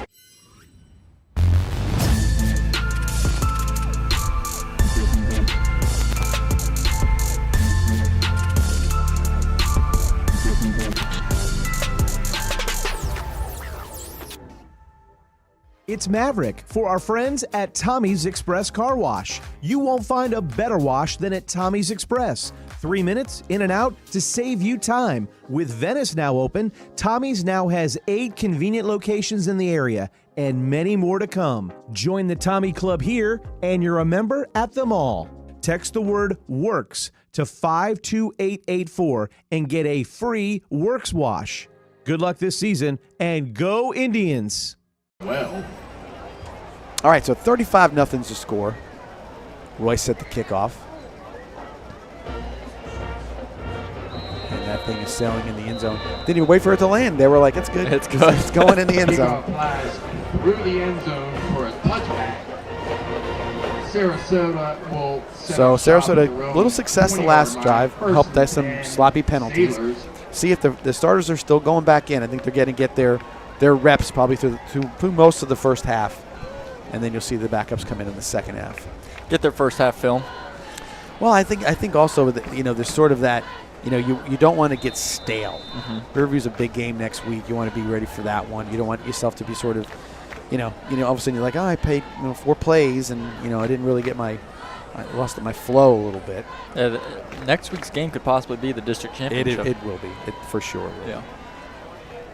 West fakes, throws, complete to Well, and that was Rue on the tackle. Really good tackle by Tanner Rue on that one. He tackled him through his blocker, it looked like. So there's coming in. He tackled his blocker. And then Marsters helps clean and it the up. receiver. Second and 11, Sailors. So -1 on the play. Second and 11. We haven't talked about, Tanner plays outside linebacker. He is not the biggest guy in the world. No, he's He not. plays, he gets leverage. He plays tough. He is fun to watch. Very active. Yeah, it's impressive to watch him play. Quick inside. There's that tunnel screen to Crowley from West, and it's a tough one to go in the middle. You put it right yourself in the middle. Watch this hit by Marsters. Marsters laid him out. He's gonna feel that one tonight. Oh wow! Yeah, and if you miss a block, you're running right into danger at that point. Why are you taking an ice bath tonight, son? Yeah. Landon Marsters laid me out. No doubt. No doubt. So 3rd and 11 from the 19.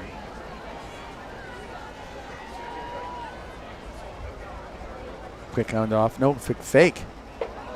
And that time it was a little overthrown. Intended for 15. Cooper Hamilton Kisevich on the coverage. Actually, look, he was more the intended receiver than the Sailor. That's a good read on that. He had his hands on the ball. I think he should have caught that one. I'm sure he'll hear a little bit about that. That was good all around. So 4th and 11 from the 19. Sailors set to punt. Watkins back deep.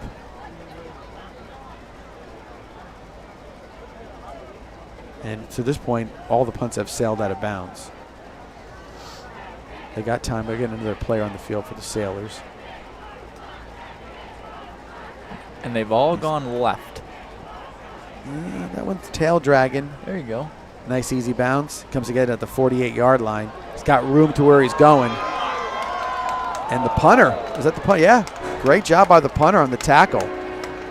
Flag. Flag is there. I mean, that's back a little bit. I'm not sure where that flag came from. Might be another personal foul on somebody. Brings it back 20 yards, brought down by Schwad. Flag down on the play. Hold on. See what this flag is. I mean, it came around a lot of Sailors. Dead ball. Personal foul against the kicking team. Yeah, so that's what it was. 15-yard penalty enforced for So the 18-yard punt return. first When the down. ball will go half the distance. Well, no, actually, it'll go all the way to the 19. So a 15-yard penalty for the Sailors. ROTC, please make your way to the goalpost closest to the school. Thank you. First down and 10, Indians from the Sailors' 19-yard line.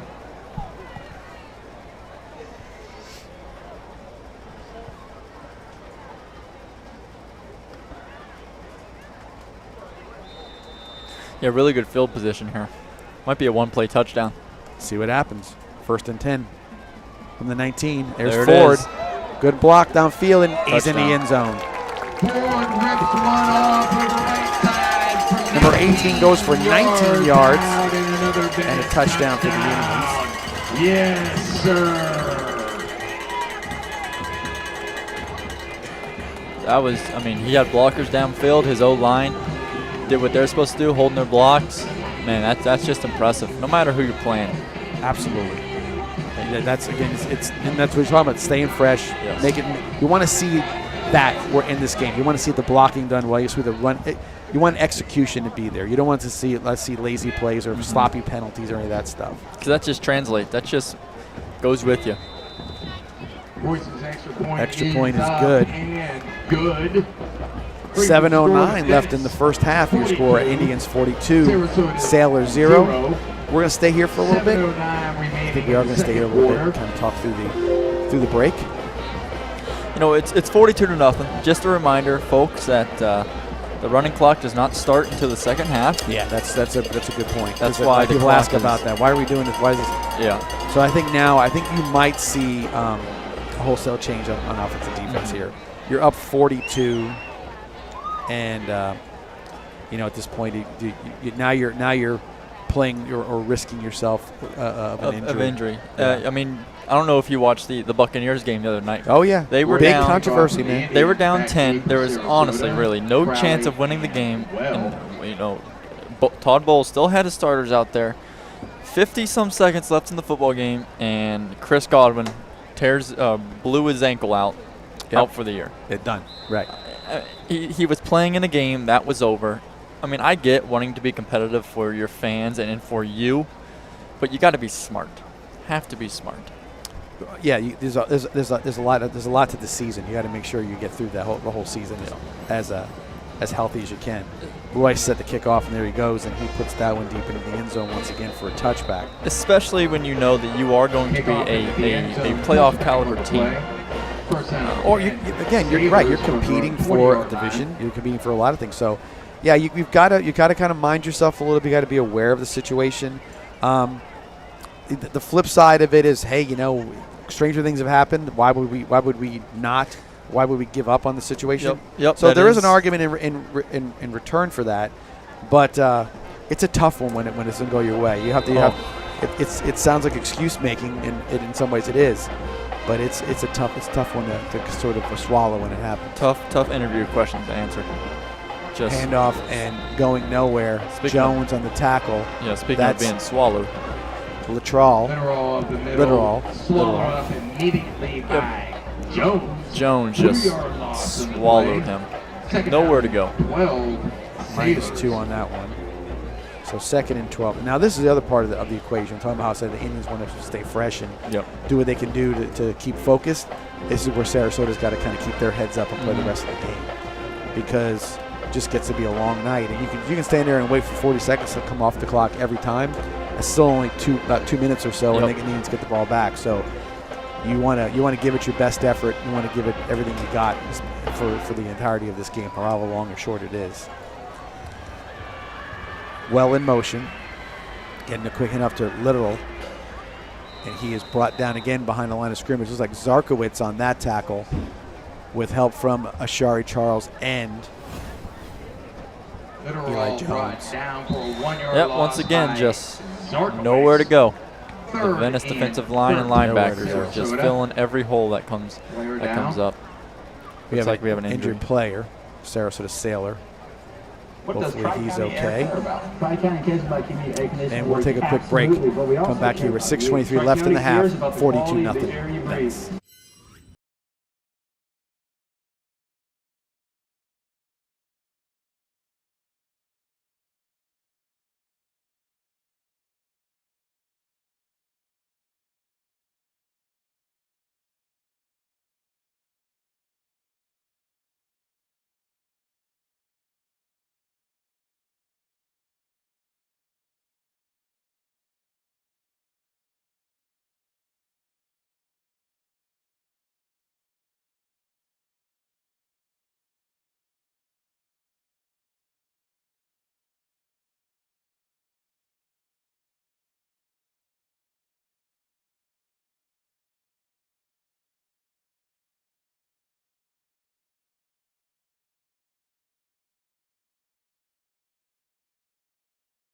Mario Ponce Jr.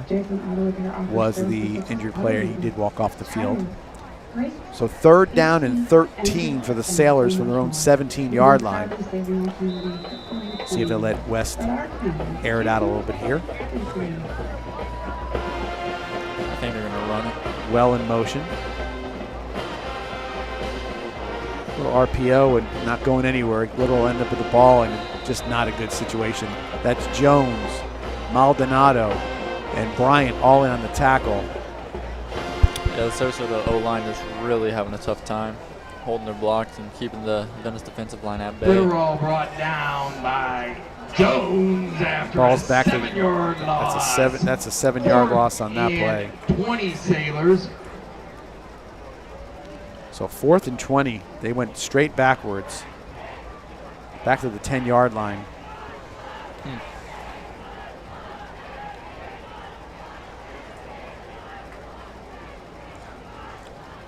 The Indians are bringing 8, it looks like. To receive for the Indians. Yeah, when he's back deep. Flag down. Got a flag on the play. False start Sailors. Wow, make things even worse. False start. Gets the offense. It's going to be punting from the parking lot.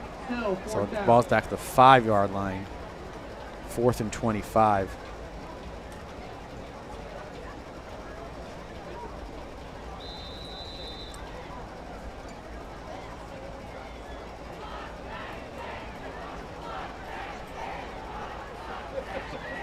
Close. Didn't touch him, though. Nope. When he at the 40. Again, looking to get out to the outside. Makes one man miss. Cuts it back at field. And again, the punter. Schweid again on the tackle. He's an aggressive guy, man. Good job on him. He's going to add those to his huddle tape. Might be the starting safety next week. 20 yards. My goodness. Schweid. Looks like a ball's going to be at the 25-yard line, so a 15-yard return for Watkins. 5:04 remaining till halftime. 1st and 10, Indians. Looks like we've got a little official water break here. Timeout, water break, and we'll take a quick break as well. Be right back here with 5:04 left in the half, 42-0 Venice. We say yes, yes.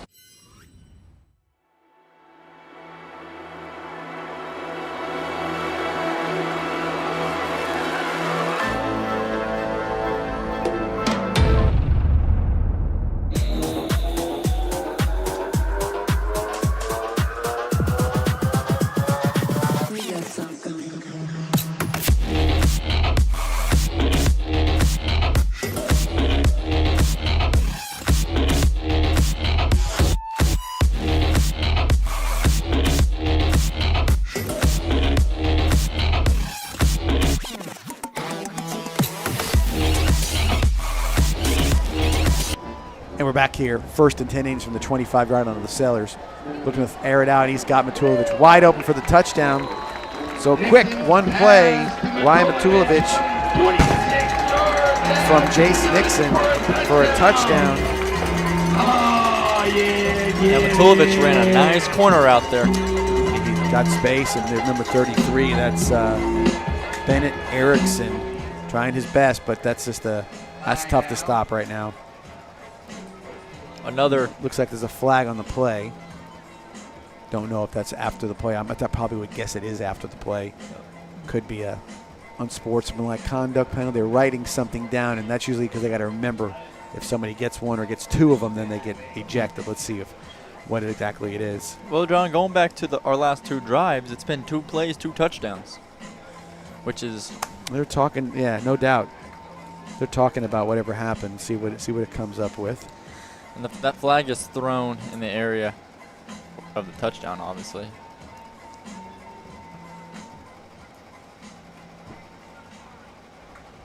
Here comes the referee with the white hat, with the microphone. See what he says.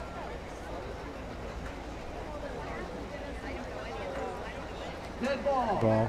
Yep. Against the offense. That 15-yard penalty be enforced on the succeeding kickoff. Untimed down. So it was on the. It was a celebration, I'm sure, or something, or taunting. Because when it's unsportsmanlike after the play, it's usually that's what it is, and they write it down. If you get 2 of them, you don't play the next game. So that's where you got to be real careful. Because then they'll say, oh, I just did this time, and then you already have one, and so that's that's what happens. All right, so Bruno Royson for the extra point.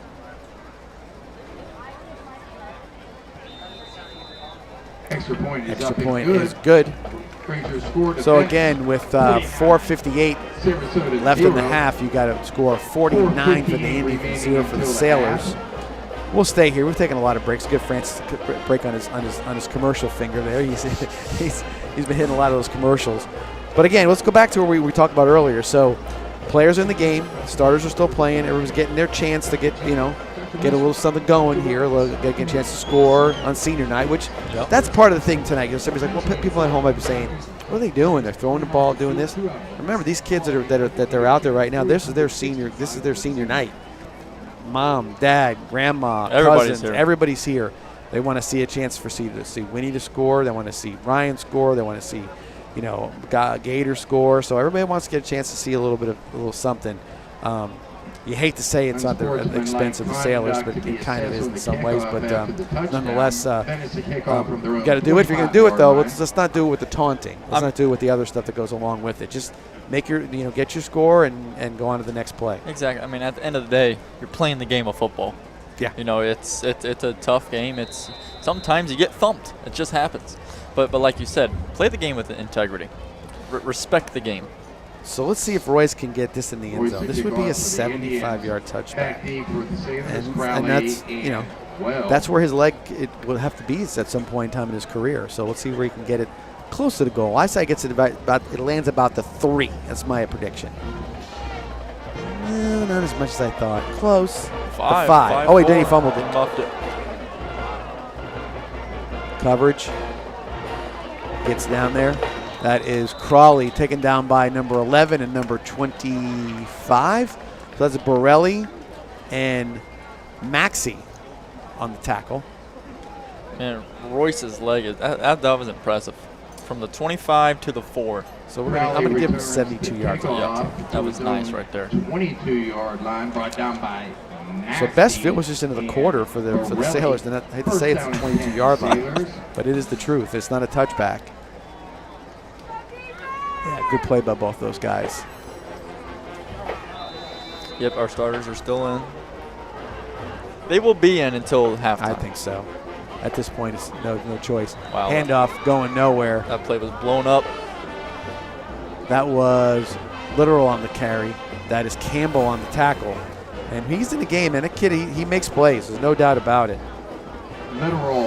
And that play was blown up from the start. No chance. Campbell. Loss of 3 on the play. I don't even think the O-line touched him. Sailors. So 2nd and 13 from the 19. The last 4 plays for the Sailors have been negative yardage. So you start to see the dominance, the wear down of the offensive line. I don't think they're just not making blocks right now. I think the running game might be a sort of a cash-in moment, but it keeps the clock moving. I know that. Looking for a little screen pass. They hit it to Well. He's got some room. Brought down with a nice tackle by Kisevich. That was a really nice screenplay there by the Sailors.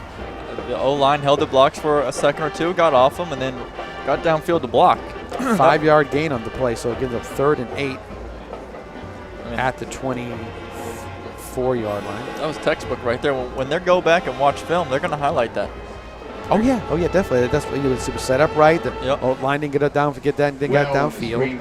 Well snuck underneath there nicely. West hit him. So 3rd and 8, Sailors. West looking to throw, hesitates. Ball was caught. I think it's just short of the first down. That is number 15. That is Cooper Hamilton on the catch. See the replays there was just here. Yeah, that was just a little comeback or a little hitch route there. I mean, that was a really good ball. Yeah, so he stepped out of bounds. I see they haven't marked it just yet, or have they? 4 remaining till Yep, it's on the 30. So they gave him 6. So 4th and 2 at the 30-yard line. And they got the punt squad out there. Yeah, I don't think they want to mess with it.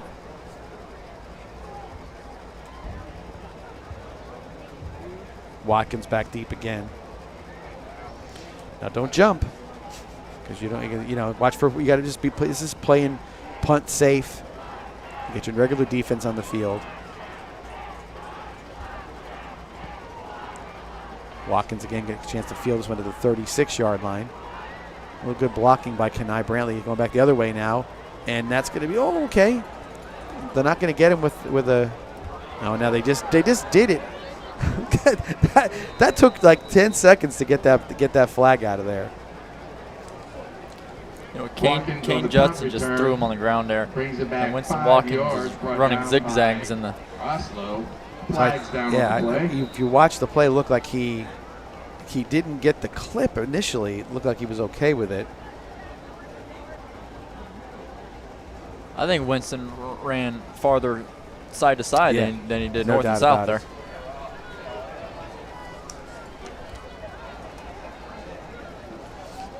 And I mentioned before about they really had 4 plays in a row that they didn't score. That they didn't get any positive yardage. Yeah, the Indians have run 3 plays in a row and scored on 3 plays in a row. Yeah, that's nice. Penalty is going to be. They'll let us know right now what it is. We might get a block in the black.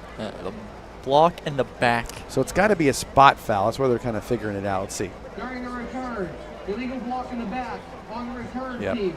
Now penalty being enforced from the spot of the foul. First down, Venice. Yeah, they got Kane Judson there on that. You're right. And again, 10-yard penalty from the spot of the foul takes it back to the 26-yard line. 1st and 10, Venice. At their own 26-yard line. Let me specify that. Venice sets up 1st down and 10 from their own 26-yard line. You know, good crowd, John. I was looking at that earlier.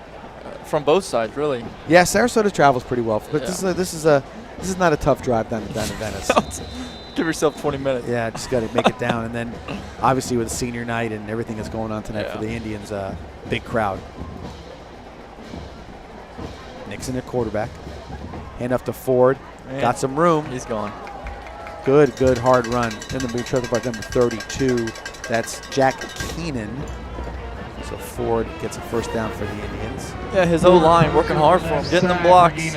16, creating space. A 14-yard gain up to the 40.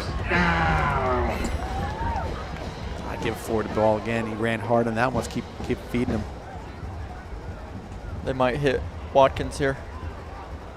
Nixon fakes, looks. There's your call right up to Winnie. Winnie gets it down to the 41-yard line. Again, dropped down by Keenan. Yeah. The safety 19 was 19 yards on that play. The safety was late to get over to Watkins. And then he just ran a little post route, found himself some space in between those defenders. He got good timing on the throw, sat down where he needed to give the quarterback a spot to throw to. And there's Ford again on the carry. Breaks 1 tackle, gets it down to about the 31-yard line. You know, just like Gator and Macho, he keeps his feet moving. He's spinning around like Cinderella, but his feet are going. It's really nice. So 2nd down, quick throw out to Corbett. Corbett looking at moving his guy, kind of does, but gets it up to about the 22-yard line. So that's somebody maintaining their block. That's Mock. Wow, blocking downfield. Mock was finished his block 30 yards downfield. So from the 31 down to the and another 22, so a 9-yard gain for Corbett on a 1st down. Nixon looking to throw again. Got Watkins. Did he make the catch? No, just a little underthrown. Chance to catch it. Nixon's pass to but not to be Watkins in the end on that zone. one. Incomplete. 2nd down and 10 from the 22-yard line. Indians. And that was a tough ball there for Watkins to. Only thing I'd say on that throw, he saw it the whole way. He had the advantage that the D-back at his back turn, so he had a chance to make a play on the ball. Just couldn't get quite underneath it. Quick handoff to Ford. Ford again running nice and hard again and down to the 10-yard line. 12-yard gain and a 1st down, making it 1st and goal for the Indians. Just give it to him again, honestly. Your O-line is obviously proven that they can create space up the middle. 14 on the play, brought Yeah, down by I Keenan, agree. another Venice. 133 left in the half. Hand off to Big Al Oliver on the carry. And he's going to take it in for the 10-yard touchdown.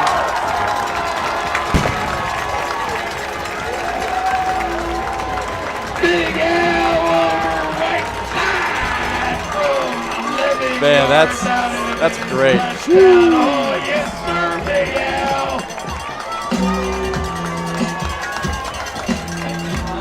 Al. And just give the ball to one of your tackles and let him bowling ball his way through. It's funny, though, if you watch the play, you're watching the Indian linemen watching him. They stopped blocking. They were like watching him like he's going to make it in there. Now I think there's going to be another 15-yarder on this one because he spun the ball, but that's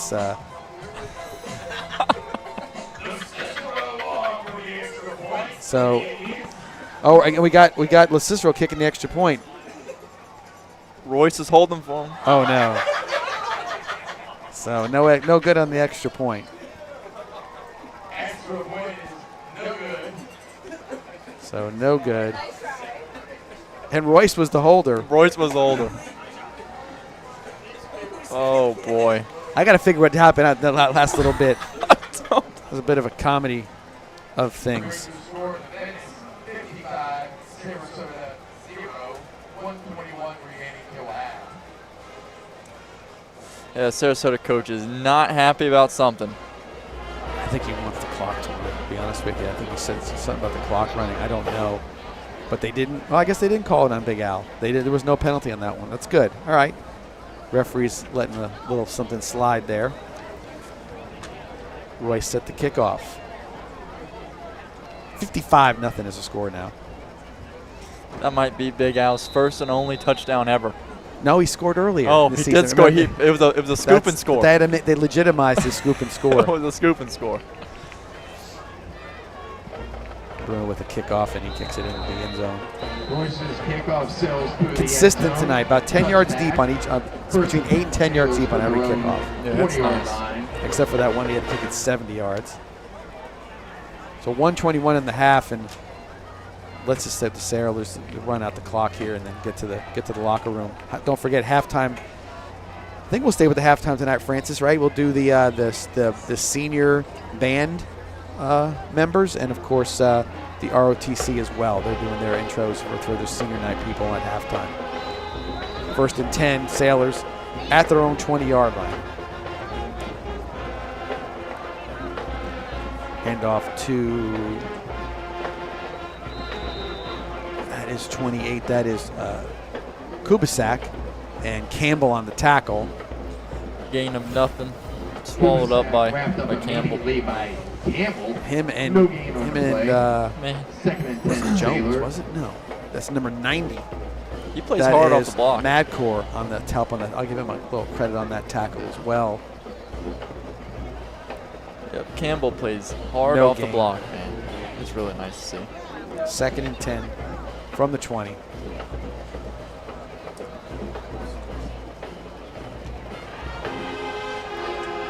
And they're letting that clock roll down, so the next time they get the ball, they're going to not have to worry about taking a snap. Again, that's Campbell. He just eating up, and he's got a penalty. Did he get a face mask? He did get a face mask. Kubisak thrown down immediately by Campbell for a loss of 2 on the play. Flag down. So there was a loss of 2 on the play, and then it'll be probably at least a 5 personal foul, 15-yard penalty. Yeah, his helmet got ripped off. Just, you know what, you're getting aggressive, a little sloppy. So And the you ball got will be, three guys were around him grabbing for something. Yeah. One of them just ended up grabbing his face mask. So ball's marked up to the 33-yard line after the 15-yard penalty. 33-yard line. Sailors have 4 first downs in the 47 quarter, and 3 of them are from remaining in the penalties. half.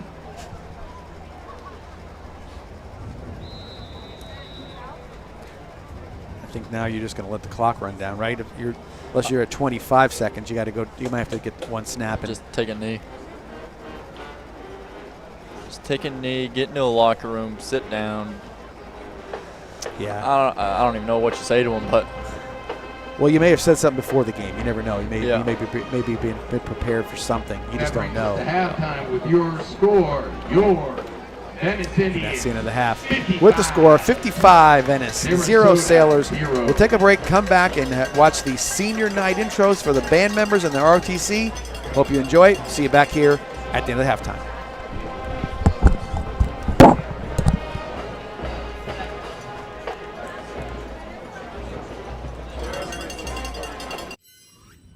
Good morning. Thank everybody for coming out today. If I didn't get a chance to thank you individually, this is a great event for our program, and this is a huge help financially for our program as well. I want to thank you guys very much for playing, and hopefully we can continue to get your success throughout the future. If you haven't had a chance to come see one of our games yet, we like to make it very interesting. We scored 71 points last night in honor of our golf tournament. But we do like to keep it nice and fun out there and keep it close for some reason. So if you haven't had a chance to come out to a game, come check us out. It's very exciting. Got some kids that are working hard, and we look forward to having a continued success throughout the season. But once again, thank you very much for playing. It means a lot to our program, and it's a huge help financially for us. Enjoy the day and take care of the course.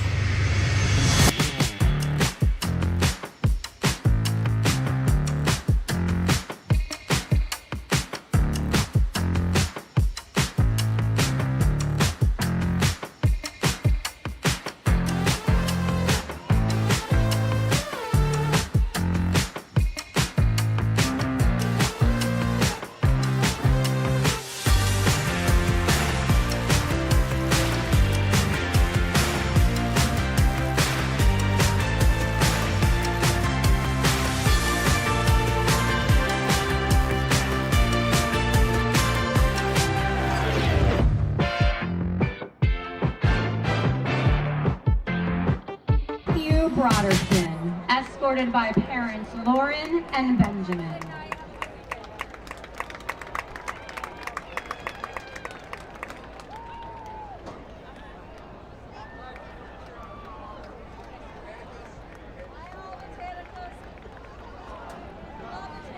Aiden Brown, escorted by siblings Antonio and Liz, girlfriend Anna, and friend Aiden.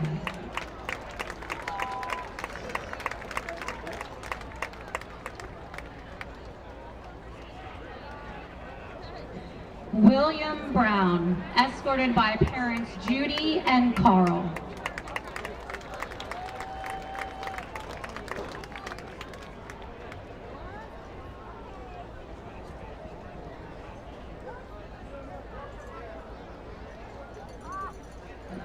Alexis Chipple Garcia, escorted by parents Jasmine and Louis.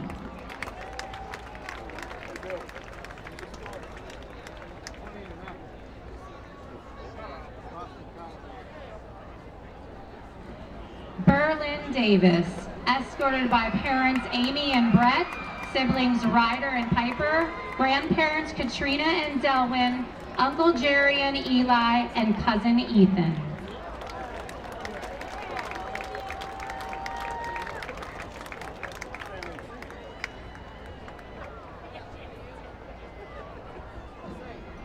Gabriel Dos Santos, escorted by Mom Hedeline.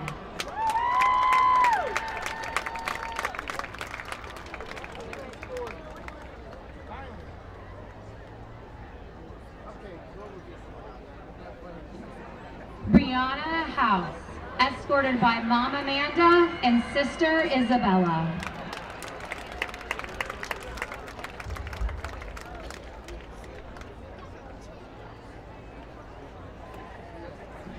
Caden King, escorted by Mom April, Dad Gerald, and siblings Damian, Nevaeh, and Brooklyn.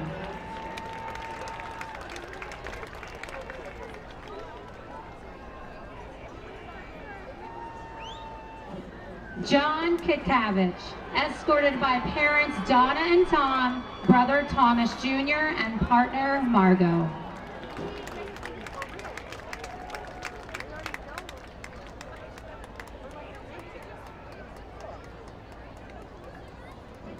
Ryan Lackett, escorted by mom Kristen and girlfriend Tori.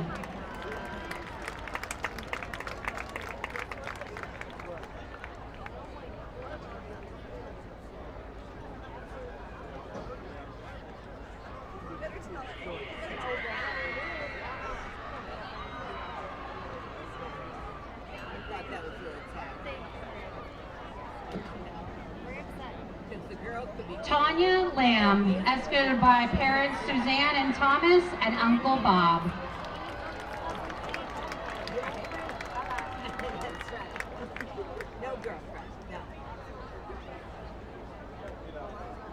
Sean Leek, escorted by parents Becky and Brian, sister Tegan, and Grandma Pat.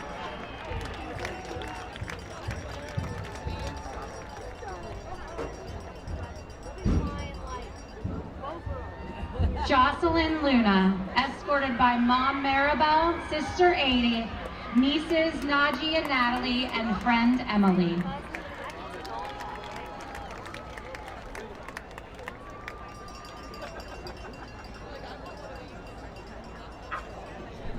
Adam Lida, escorted by parents Kathleen and Mark, siblings Mark, Katie, Andrew, Emily, and Christopher.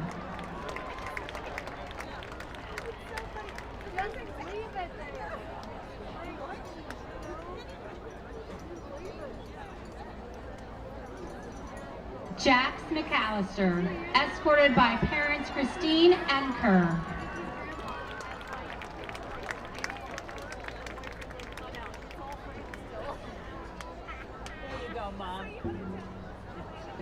Francisco Macias Antonano, escorted by parents Marciela and Adon and sister Lourdes.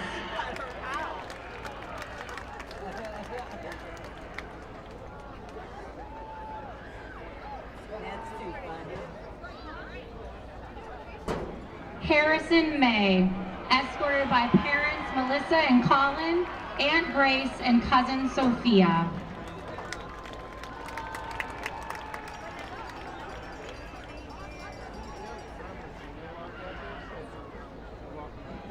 Megan Mishjak, escorted by parents Karen and Tom and best friend Sam.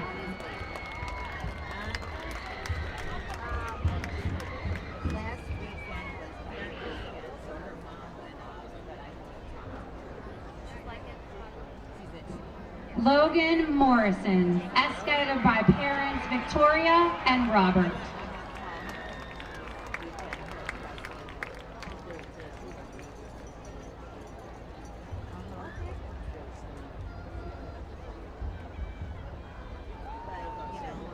Robin Moussier, escorted by parents Veronique and Nicola and sister Margot.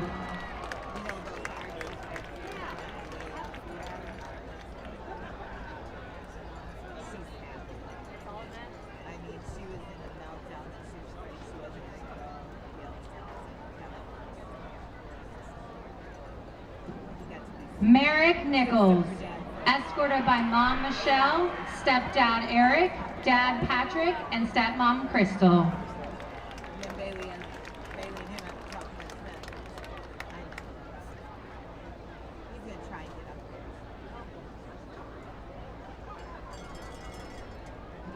Sophia Pastolka, escorted by parents Brandy and Mikey, brothers Jackson and Adam, and best friend Megan.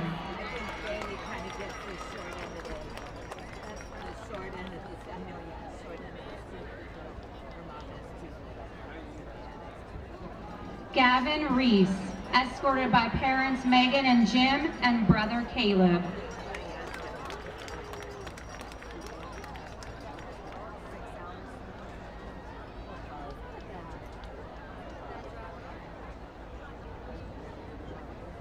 Emily Shehorn, escorted by parents Heather and Shane and sister Caitlin.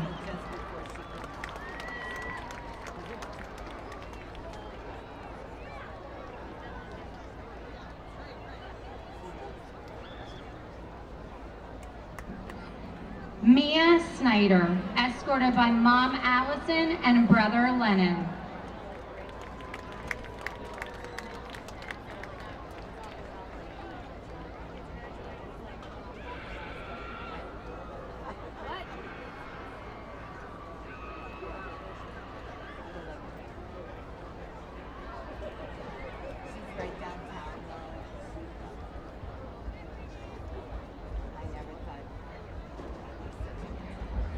Sarah Slayer, escorted by Dad Brian, brother Aiden, and boyfriend Vinny.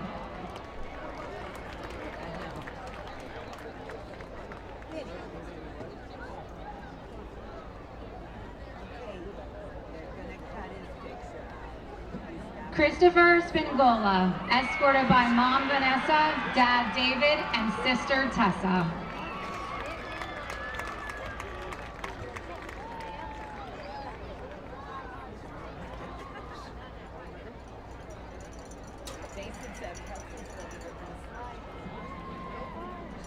John Sweeney, escorted by parents Allison and Greg and siblings Kate and Sarah.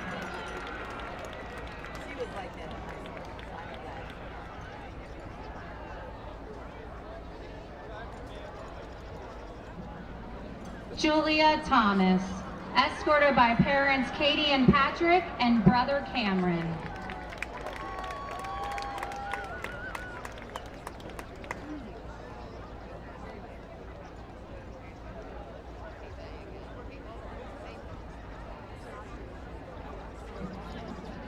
Caden Vogt, escorted by parents Tanya and Arnie, siblings Emberly and McKenna.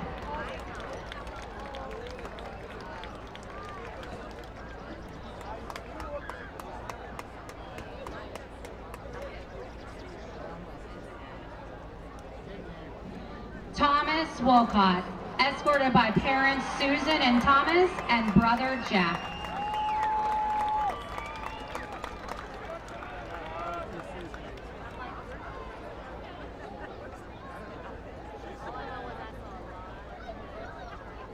Congratulations to our 2025 graduating Marching Indians.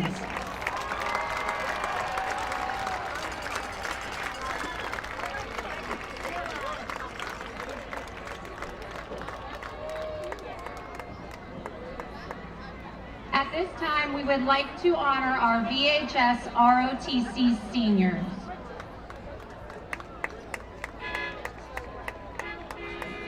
Marco Bravo, escorted by parents Marcia and Marcos.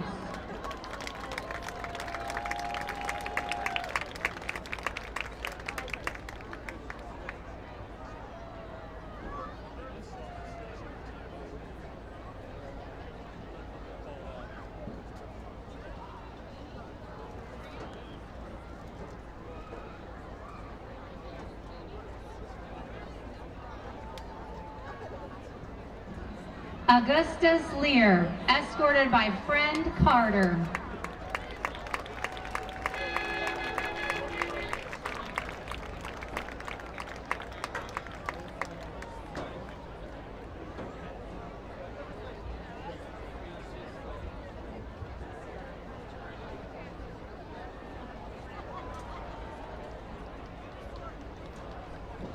Aaron Polkrabeck, escorted by Dad Lawrence.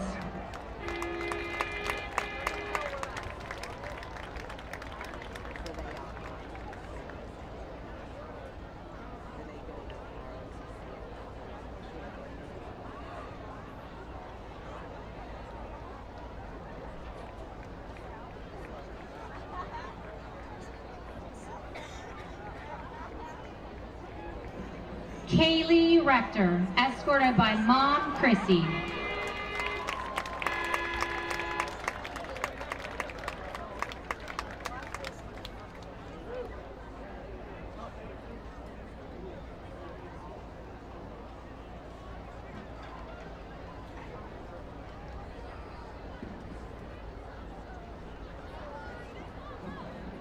Jason Sherrier, escorted by parents Michelle and William.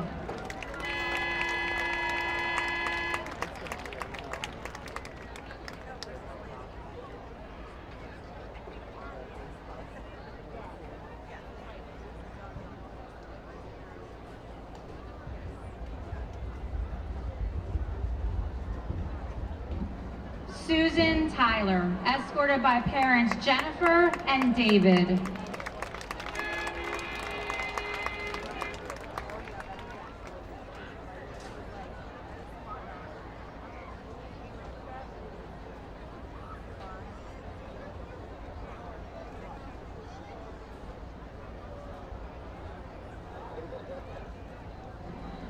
Saul Zuniga, escorted by English teacher Mrs. Mops.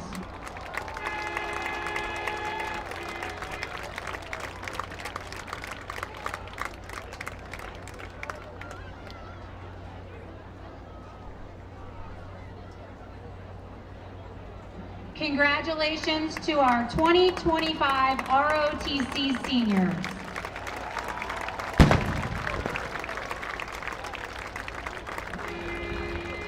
Please stay after the game as both the Sarasota Sailors and our VHS Marching Indians perform their halftime shows. Best of luck tomorrow at our MPAs.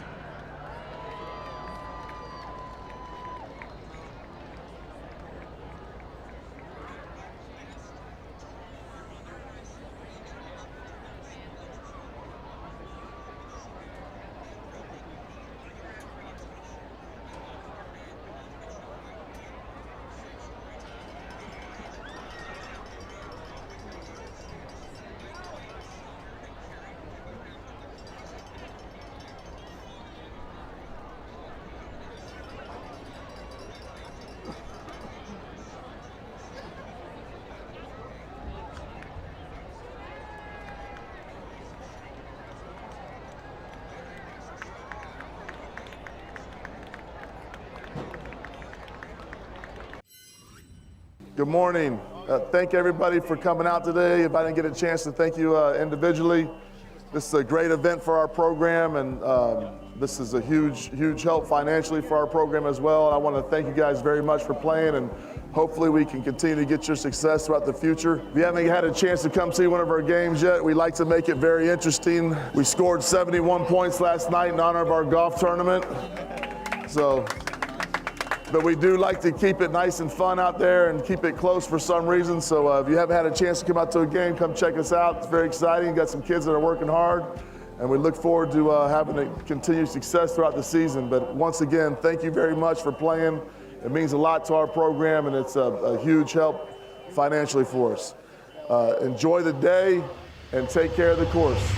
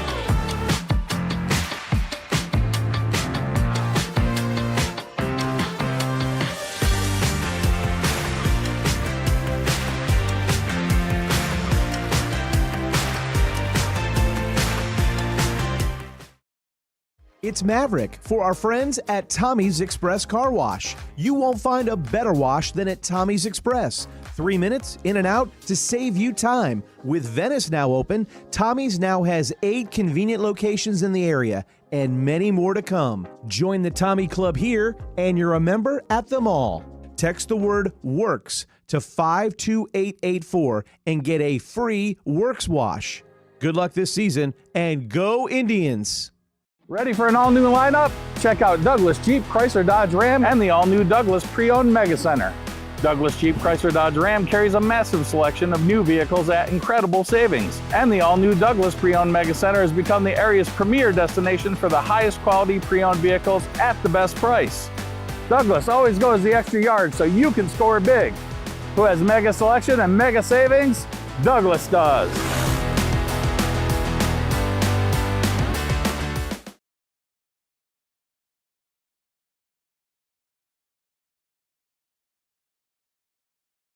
It's Maverick for our friends at Tommy's Express Car Wash. You won't find a better wash than at Tommy's Express. 3 minutes in and out to save you time. With Venice now open, Tommy's now has 8 convenient locations in the area and many more to come. Join the Tommy Club here and you're a member at them all. Text the word WORKS to 52884 and get a free Works wash. Good luck this season and go Indians! Tri-County Land Development, servicing the Charlotte, Sarasota, and Manatee areas for over 19 years. Quality workmanship in residential and commercial site development ensure that what you need is done right the first time. Tri-County Land Development.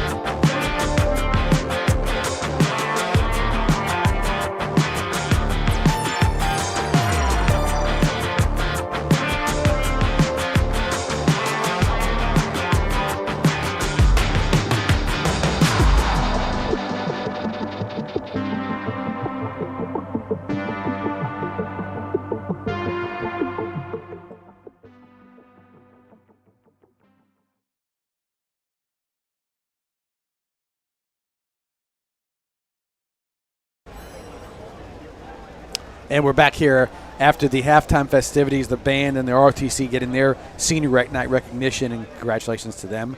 But we're here to talk a little football now. So I did the stats. Took me a little while. All right. So we'll see where we're at here. Hit me with them. Okay. Indians, 17 carries, 210 yards rushing, 3 touchdowns, led by Mr. John Ford with his 7 carries for 97 yards and a touchdown. And also Big Al with 1 carry and 10 yards, big number 70 for a touchdown as well. Passing-wise, Jace Nixon, 13 out of 19, 209 yards and 5 TDs. Throwing to 3 guys, Mr. Winston Watkins, Mr. Ryan Matulovich, and Mr. Malachi Corbett. Winnie had 6 catches for 85 yards, 2 touchdowns. Ryan had 4 catches for 77 yards and 2 touchdowns, and Malachi had 3 catches for 47 and a touchdown. Really quick, too, by Bruno West about the kickoff, but Sailors 15 carries for minus 14 yards rushing and 9 of 16 for 36 yards passing. And here we go for the third quarter with a running clock. I mean, those. And that ball is in the end zone as usual for the touchback. Those stats pretty sum up why it's 55-0. Yeah. It's a few penalties here and there, but yeah, just it was rough going in the first half, 55-0. We're kind of not surprised by that, but you just hope that everybody comes out healthy, and we'll have a good, nice, safe second half and on to the next one. So like you said, it's a complete wash. It's completely new defenses out there. Yeah. So I mean, this is good for these second and third stringers to get playing time, get experience. It's really good numbers. So get your rosters out here so we can get ready. And that is, again, I think that is Kubisak, and we're starting with like we left off with Mr. Campbell, Mr. Aaron Campbell in there again in the backfield for a tackle for loss. I mean, picking up where he started off, John. Yeah. Hot off the block, man. Like, I'm questioning if the O-lineman lined up in front of him is even touching him, to be honest with you. He's just shooting a gap, and he's right where he knows the play's going, so he's just using his knowledge of the play and his athleticism to be where he needs to be. Oh, just time he missed that one. Ball goes up to tackle by 31 and 16. That's Live Oak and Letts on the tackle. So it looked like the O lineman there just took off. They didn't even try to block. So I'm kind of confused. I'm trying to figure out what exactly they're doing. They're just letting the defensive lineman run right by them. It's pretty odd. I think they're not up to speed right now. There it is again. And that's West with an errant throw, getting pressured in there by Campbell. So the second stringers come in and cause a 3-and-out. That's Coach Peacock is loving what he's seeing right now. This is great. And you want this is where your position coaches really get into it too, because these are the guys that they work with over and over again, right? And they're like, they're working on technique, they're working on getting better, they're working on effort, they're working on attitude. You name it, they're working on it. And to see it in week 9, where it's starting to come together is a really positive situation. And what the normal fan doesn't notice is that these second and third stringers, these are the guys on the scout team. These are the fellas that are getting the team, the starters prepared for the team that they're about to play. 100%. The second and third stringers do way more than just sit on the bench. I've talked to different friends who have kids that played and with different parents and stuff, and they don't recognize that a team the product on the field is a product of what you do in practice, and you can't do it unless you're getting good looks and good situations from other players. And those are the players that now get a chance to play, and then they'll get their turn. Yes. But their value is no more than it is. The practice field is where their value really is, and it makes Venice better.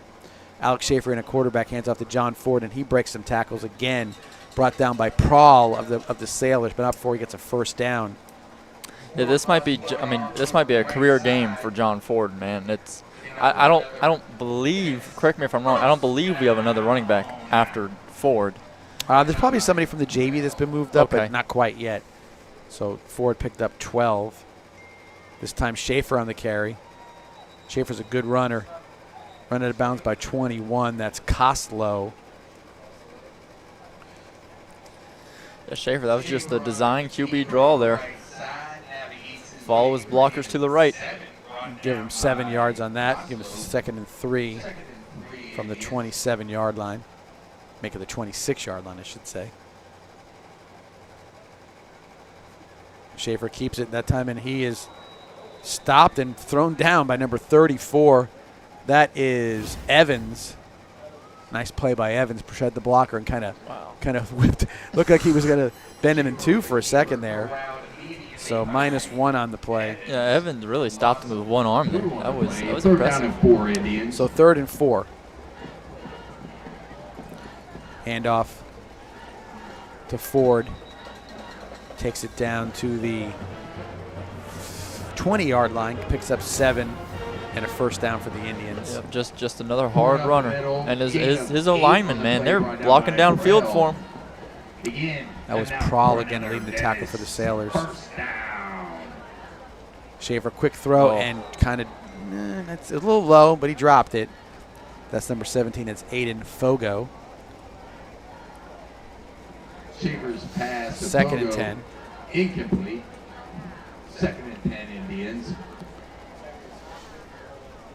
Oh, we're in the Freedom Coast Financial Red Zone. Thank you, Freedom Coast. I wonder where Francis was pointing at for a second. I was writing down stuff and watching John Ford get in the end zone for a touchdown.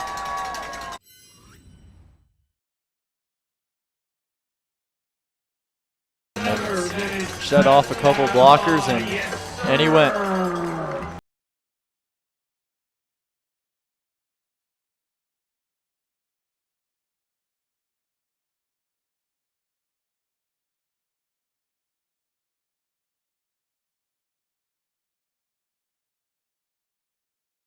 Stuff, but I'm not sure he can hold and kick at the same time. I think that's probably not something to happen. Here comes Malachi Corbett right now. I wouldn't worry about calling a timeout or anything, because if you get a 5-yard penalty, I'm sure he's got the leg to get it in there.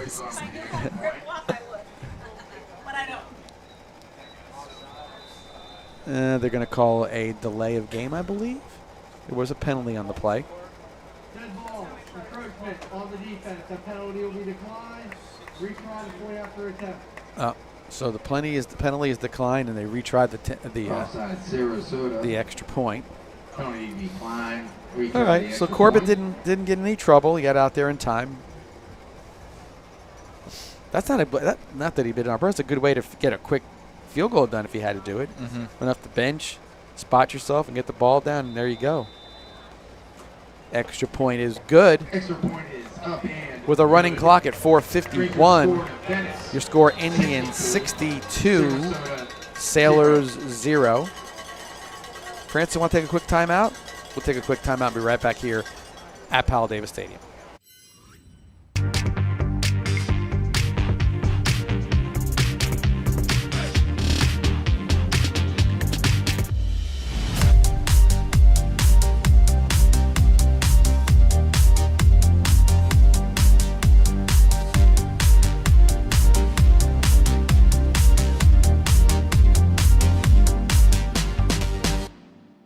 We're back for another big season of the John Peacock Coaches Show. Tune in 7:30 on Vibrant Aspect Media and the Education Channel to catch the action and highlights from last week's game and get the scoop for this week's opponent. So looking forward to another big season for Venice High School football. See you here on Thursday nights. And we're back here at Powell Davis Stadium. I think they called a water break, but I'm not sure any water got exchanged. No one came off the field. So no fluids. But Royce has had the kickoff. And that's a nice kick. Nice kickoff. It's kind of hard to describe it. He doesn't really put like. It almost looks like he's at 80%. You know, you said it last week when we were on the sidelines standing right next to him. You said it just sounds different. Yeah. Oh, and terribly different. For any baseball people out there, when you're at a baseball game and you're watching a kid or a guy hit BP, you can tell the guys that are just different, where the ball just flies off their bat better than the other kids and more powerful. That's like Royce when he's kicking the football. Because you're standing there, your back turned, like, what is that noise? It's like, boom, it's a boom. And he's just sitting there just lazily kicking, you know, not even trying to kill it with punts warm up. It's impressive. West, good throw and catch. That was, looks like number 24. 24 for the Sailors. That's Austin Atkinson. Brought down for the Indians. That is number 30. That is Neely. You know, good coverage by our guys. They're playing off the ball a little bit, 5 yards or so. It's going to be a false start on the Indians here. Yeah. So they'll get a first down off of that. Encroachment, excuse me. Encroachment. Again, that's a coachable moment. They'll be getting yelled at for that one. Ball's at the 33-yard line now. 1st and 10, Sailors. Hand off to number 20, and that's Campbell again. He's got his number. That's Kubisak. He's going to see 51 in his dreams. That is not a fun situation. I mean, if you're watching at home, watch Campbell get off the ball. He runs right by the O-lineman in front of him. It's impressive. He obviously he's keying on something, and he's got their number as far as that play is concerned. Kubasak's probably looking at the coach saying, "Do not call that play anymore. I'm done with that." 2:17 left on the running clock in the third quarter. Fake handoff West again. Nice throw down the middle to number 30. That is Richardson. Good play right there. And that was a really nice play there. Brought down by number 11. That is Maxey. A little inside route there over the middle. That was a real nice play. So that's a 16-yard gain and a first down for the Sailors.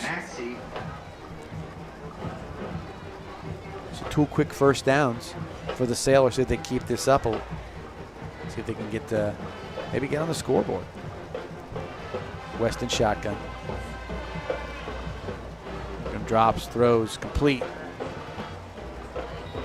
Brought down by That is Walker Brown on the tackle. So what's happening here is the Indians are playing off the ball 5, 6, 7 yards, and the Sailors are noticing that, and they're just throwing little hitches. Taking advantage of little what 4-yard you hitches. got, right? Taking advantage of it. So 7-yard gain, so it brings it down to the Venice 46, 2nd and 3 for the Sailors.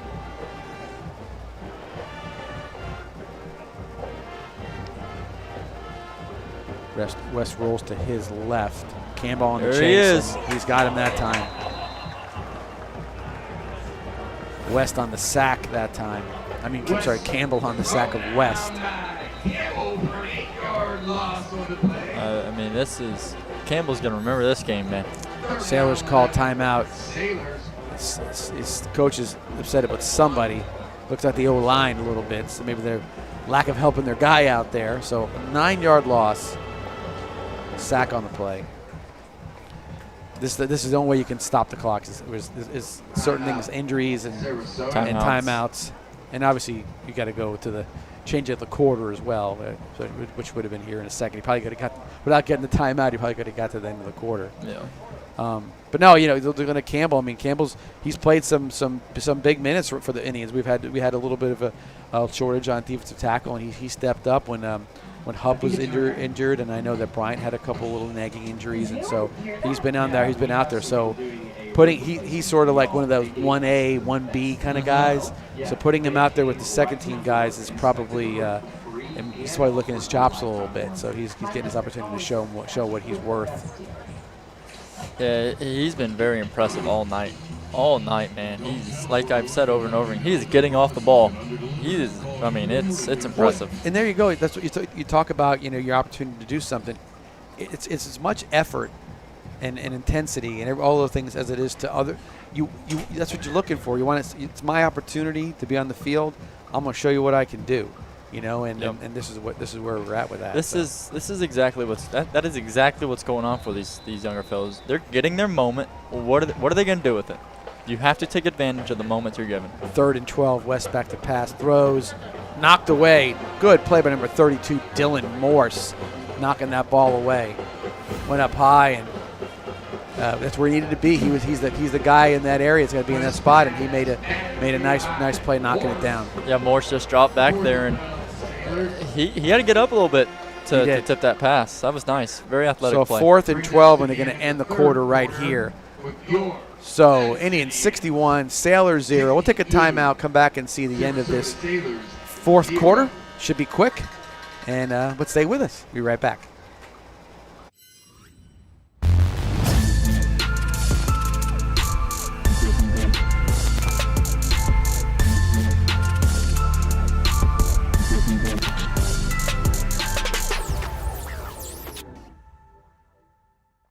Ready for an all-new lineup? Check out Douglas Jeep, Chrysler, Dodge, Ram, and the all-new Douglas Pre-Owned Mega Center. Douglas Jeep, Chrysler, Dodge, Ram carries a massive selection of new vehicles at incredible savings. And the all-new Douglas Pre-Owned Mega Center has become the area's premier destination for the highest quality pre-owned vehicles at the best price. Douglas always goes the extra yard so you can score big. Who has mega selection and mega savings? Douglas does.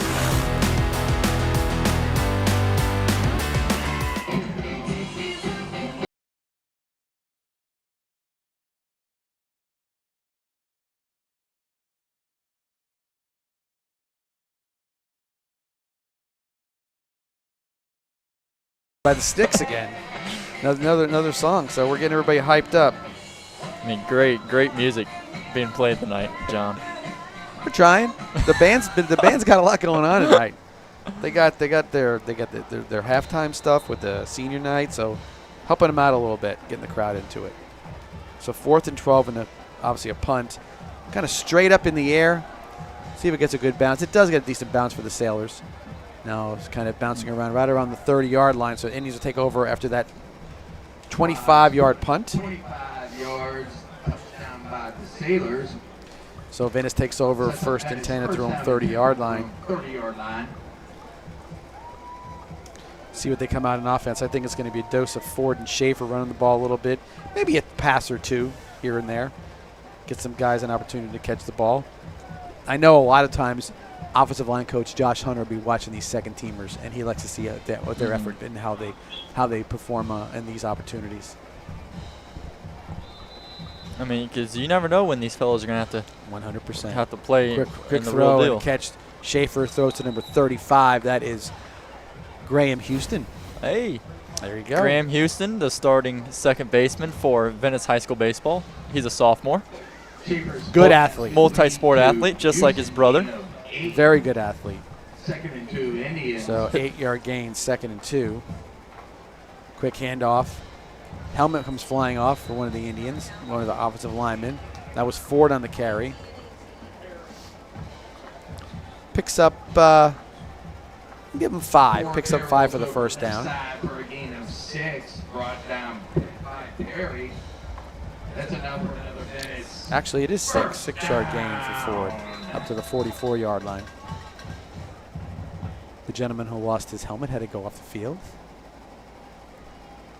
Schaefer takes it, keeps it himself, runs upfield to about the 50-yard line, tackled the number 10.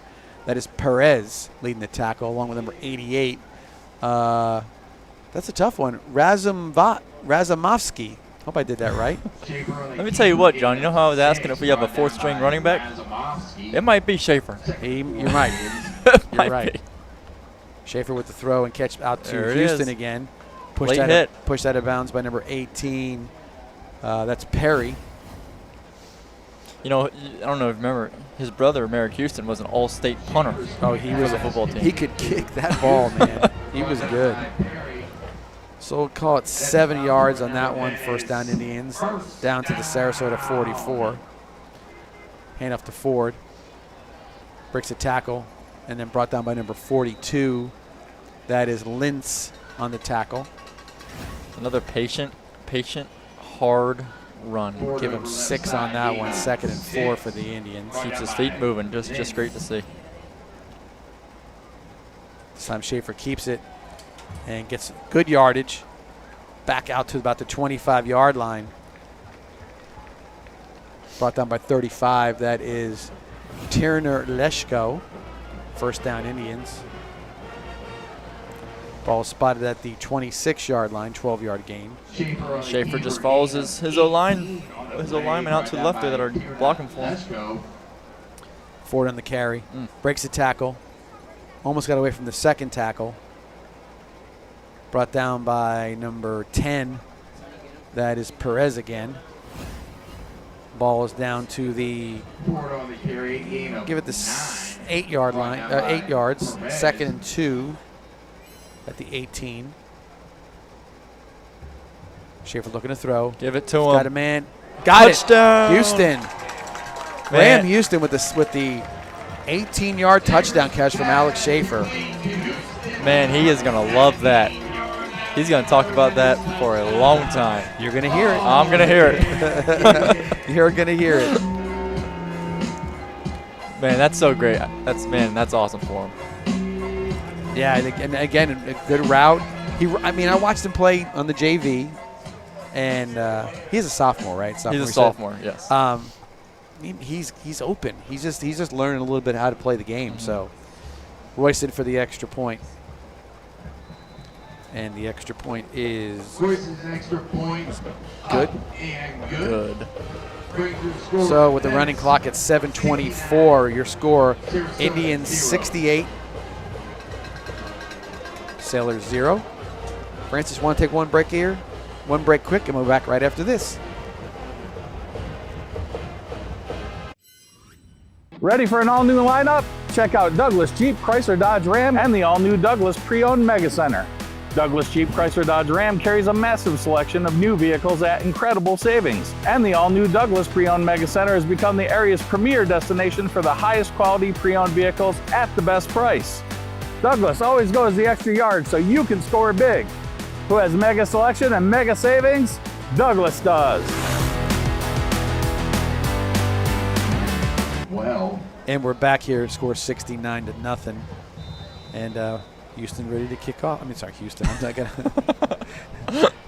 Not. That is Royce ready to kick off. Thanks to our sponsors, for sponsoring the. Absolutely. Always thanks to the sponsors. Thanks to you guys out there watching. I know this is not probably a game that you're looking to see much more of, but again, we got some good viewers, and we appreciate the viewership.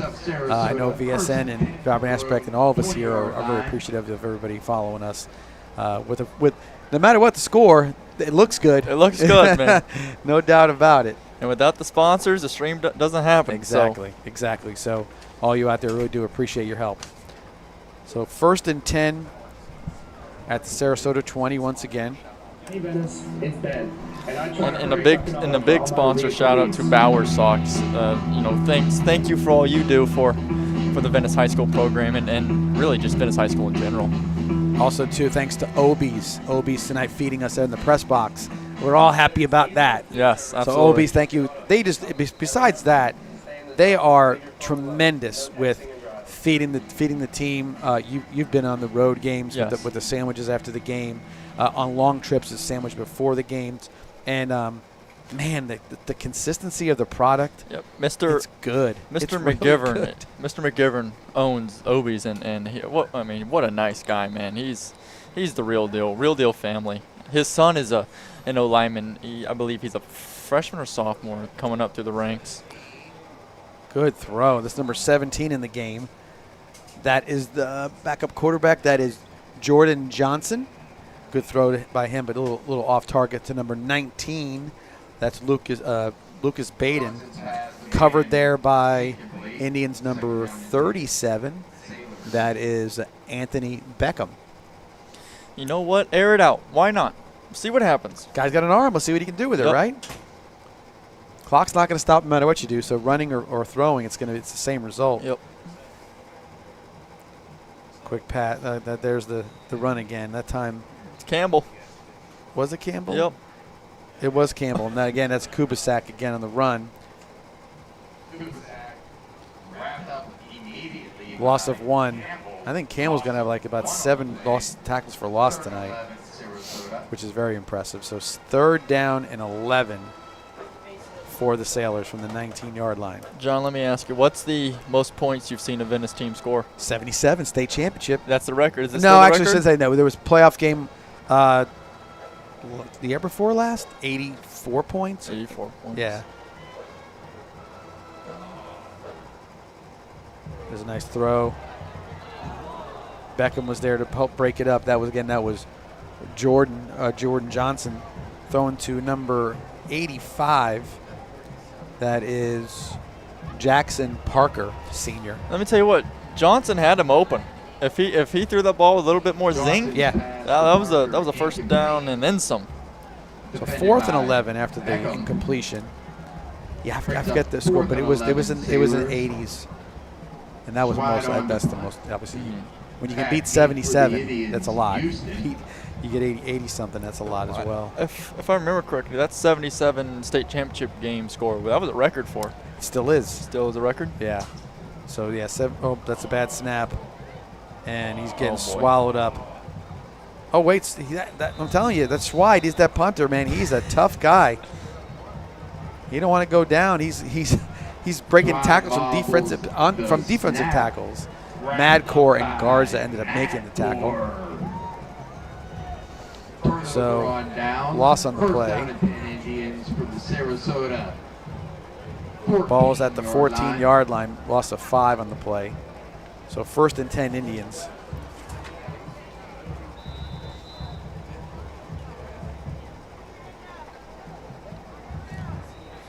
Ford on the carry. Brought down by number 21. That is Costlow. Yeah, don't be surprised if they punch it in again. Oh, we're in the Freedom Coast Financial Red Zone. Thank you, Freedom Coast, again. One of our sponsors, and a newer sponsor, but appreciate them doing what they do for us with the Red Zone sponsorship. Ford on the carry, brought down by number 45. That is Cook Rackley. Yeah, Rackley and Razumovsky, they really got through the backfield. That was nice by them. So a loss of 2. So 3rd and 7 Indians from the 10-yard line. Some confusion on who's supposed to be in the game and who's not. They'll get it straight. And we have got a And our timeout by the Indians, so they didn't have the right amount of players on the field. So that's a little bit of what happens with the second teamers when they get in. They're new situation. Some of the guys that were JV guys are just getting their first reps in practice and in a game like here. Timeout, Venice. So Coach Hunter, like I said, you can see him down there. He's coaching that whole lineup, making sure they know who's supposed to be on the field, and that's a tough one. If you're supposed to be on the field and you're not, they're like, I guess you don't want to play, kind of scenario. But no, that's not the case. Sometimes you just drift away. Yep. That's what's going on. So next week, let's get a little ahead of ourselves here. Next week, Riverview at Riverview. District championship. District championship on the line. Obviously, Riverview's going to get a good look at what we did to Sarasota. And of course, a lot of film. When you play your rival in the district, and if you got 9 games worth of film, they're going to see just about everything for you. Yep. We'll pause right there and see what Venice can do at 3rd and 10 here. Or 3rd and 7, I should say. Schaefer keeps it, cuts up field, puts some speed there, and gets in the end zone. Nice run by Alex Schaefer with a 10-yard touchdown. And that might be the wrap-up for the game right there. The extra point. You know what? With the kickoff. Go for 2. Well, he used to do it all the time, but he was trying to save injury. You know what I mean? Which I understood. Yeah. But I think he's just going to take the extra point, keep Royce active. Yeah. Remember Royce said a couple games back where it's the most he ever kicked the ball. I think he's breaking that one today. Sore. Yeah. he was like, man, it's a lot of kicks. And extra point is good. So that makes it 76-0 Indians. And look, Francis came to us. I'm leaned back. We were supposed to slouch back. I was all chilled out. They called a timeout. What are we doing? And a flag. Here? There was a flag on the field. For those of you not tuned in to the World Series, Yankees, Giancarlo Stanton just hit a 2-run home run. Yankees take the lead 2-1.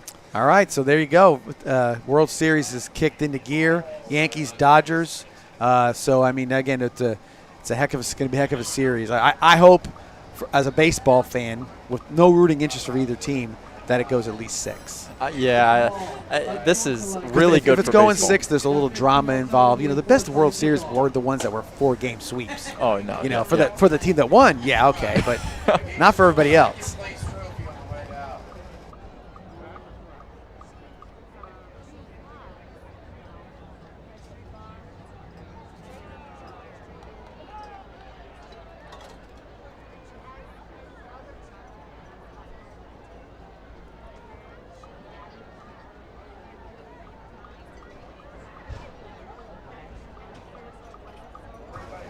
And we're back after the personal or the unsportsmanlike conduct penalty.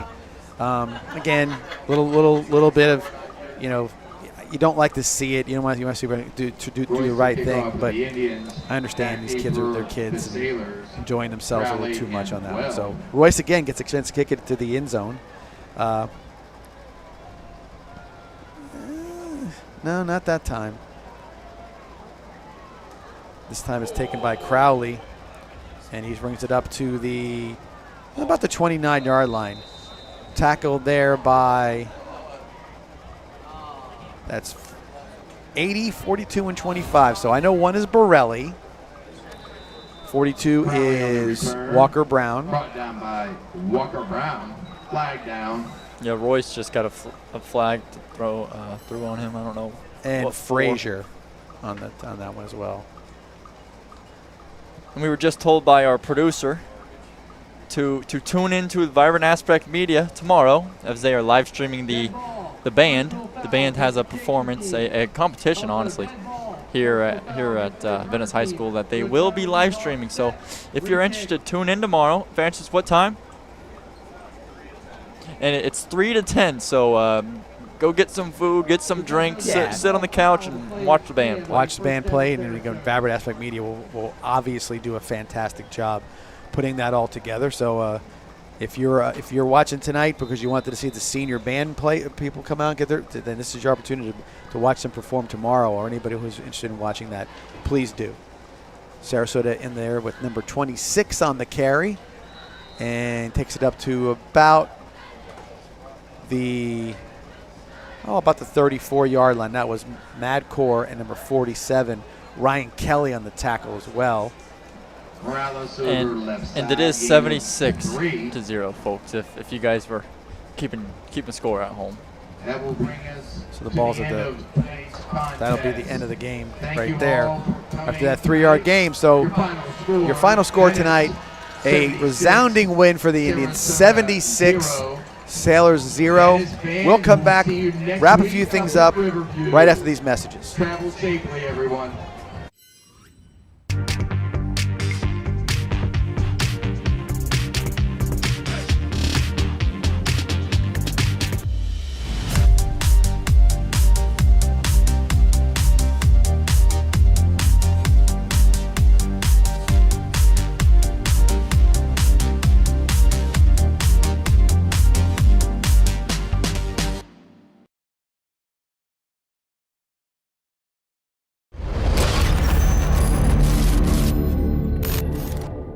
It's Maverick for our friends at Tommy's Express Car Wash. You won't find a better wash than at Tommy's Express. 3 minutes in and out to save you time. With Venice now open, Tommy's now has 8 convenient locations in the area and many more to come. Join the Tommy Club here and you're a member at them all.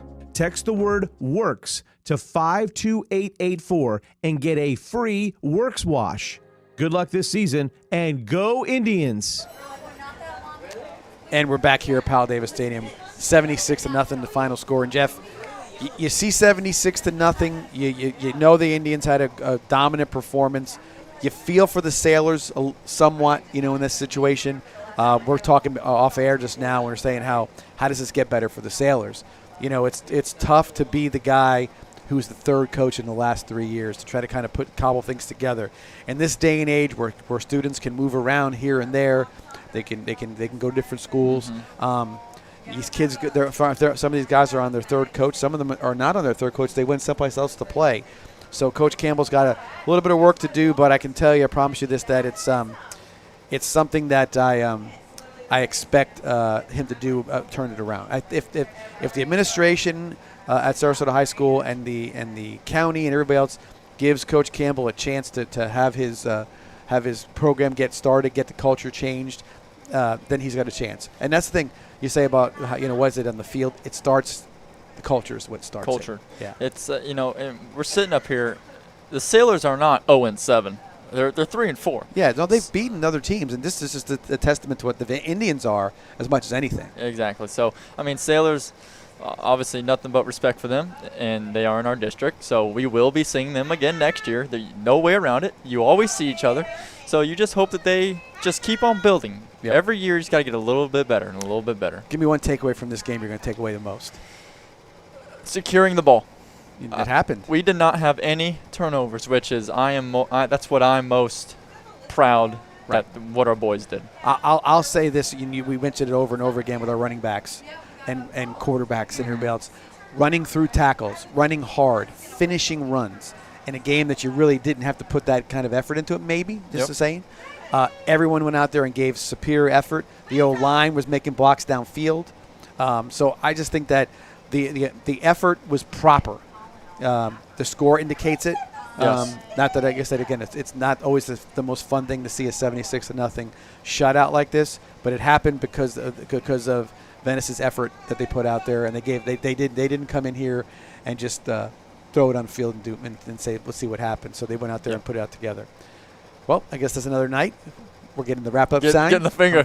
I like that. I like the wrap-up sign. I need a lot more in my life. But anyway, for Jeff Fulcher, I'm John Massoni. See you next week here with the Riverview game from Riverview. So make sure you get to watch us. We're not going to be home that week. Going to the Ram Bowl. No doubt about it. With the district championship on the line. Thanks for being here. See you next week.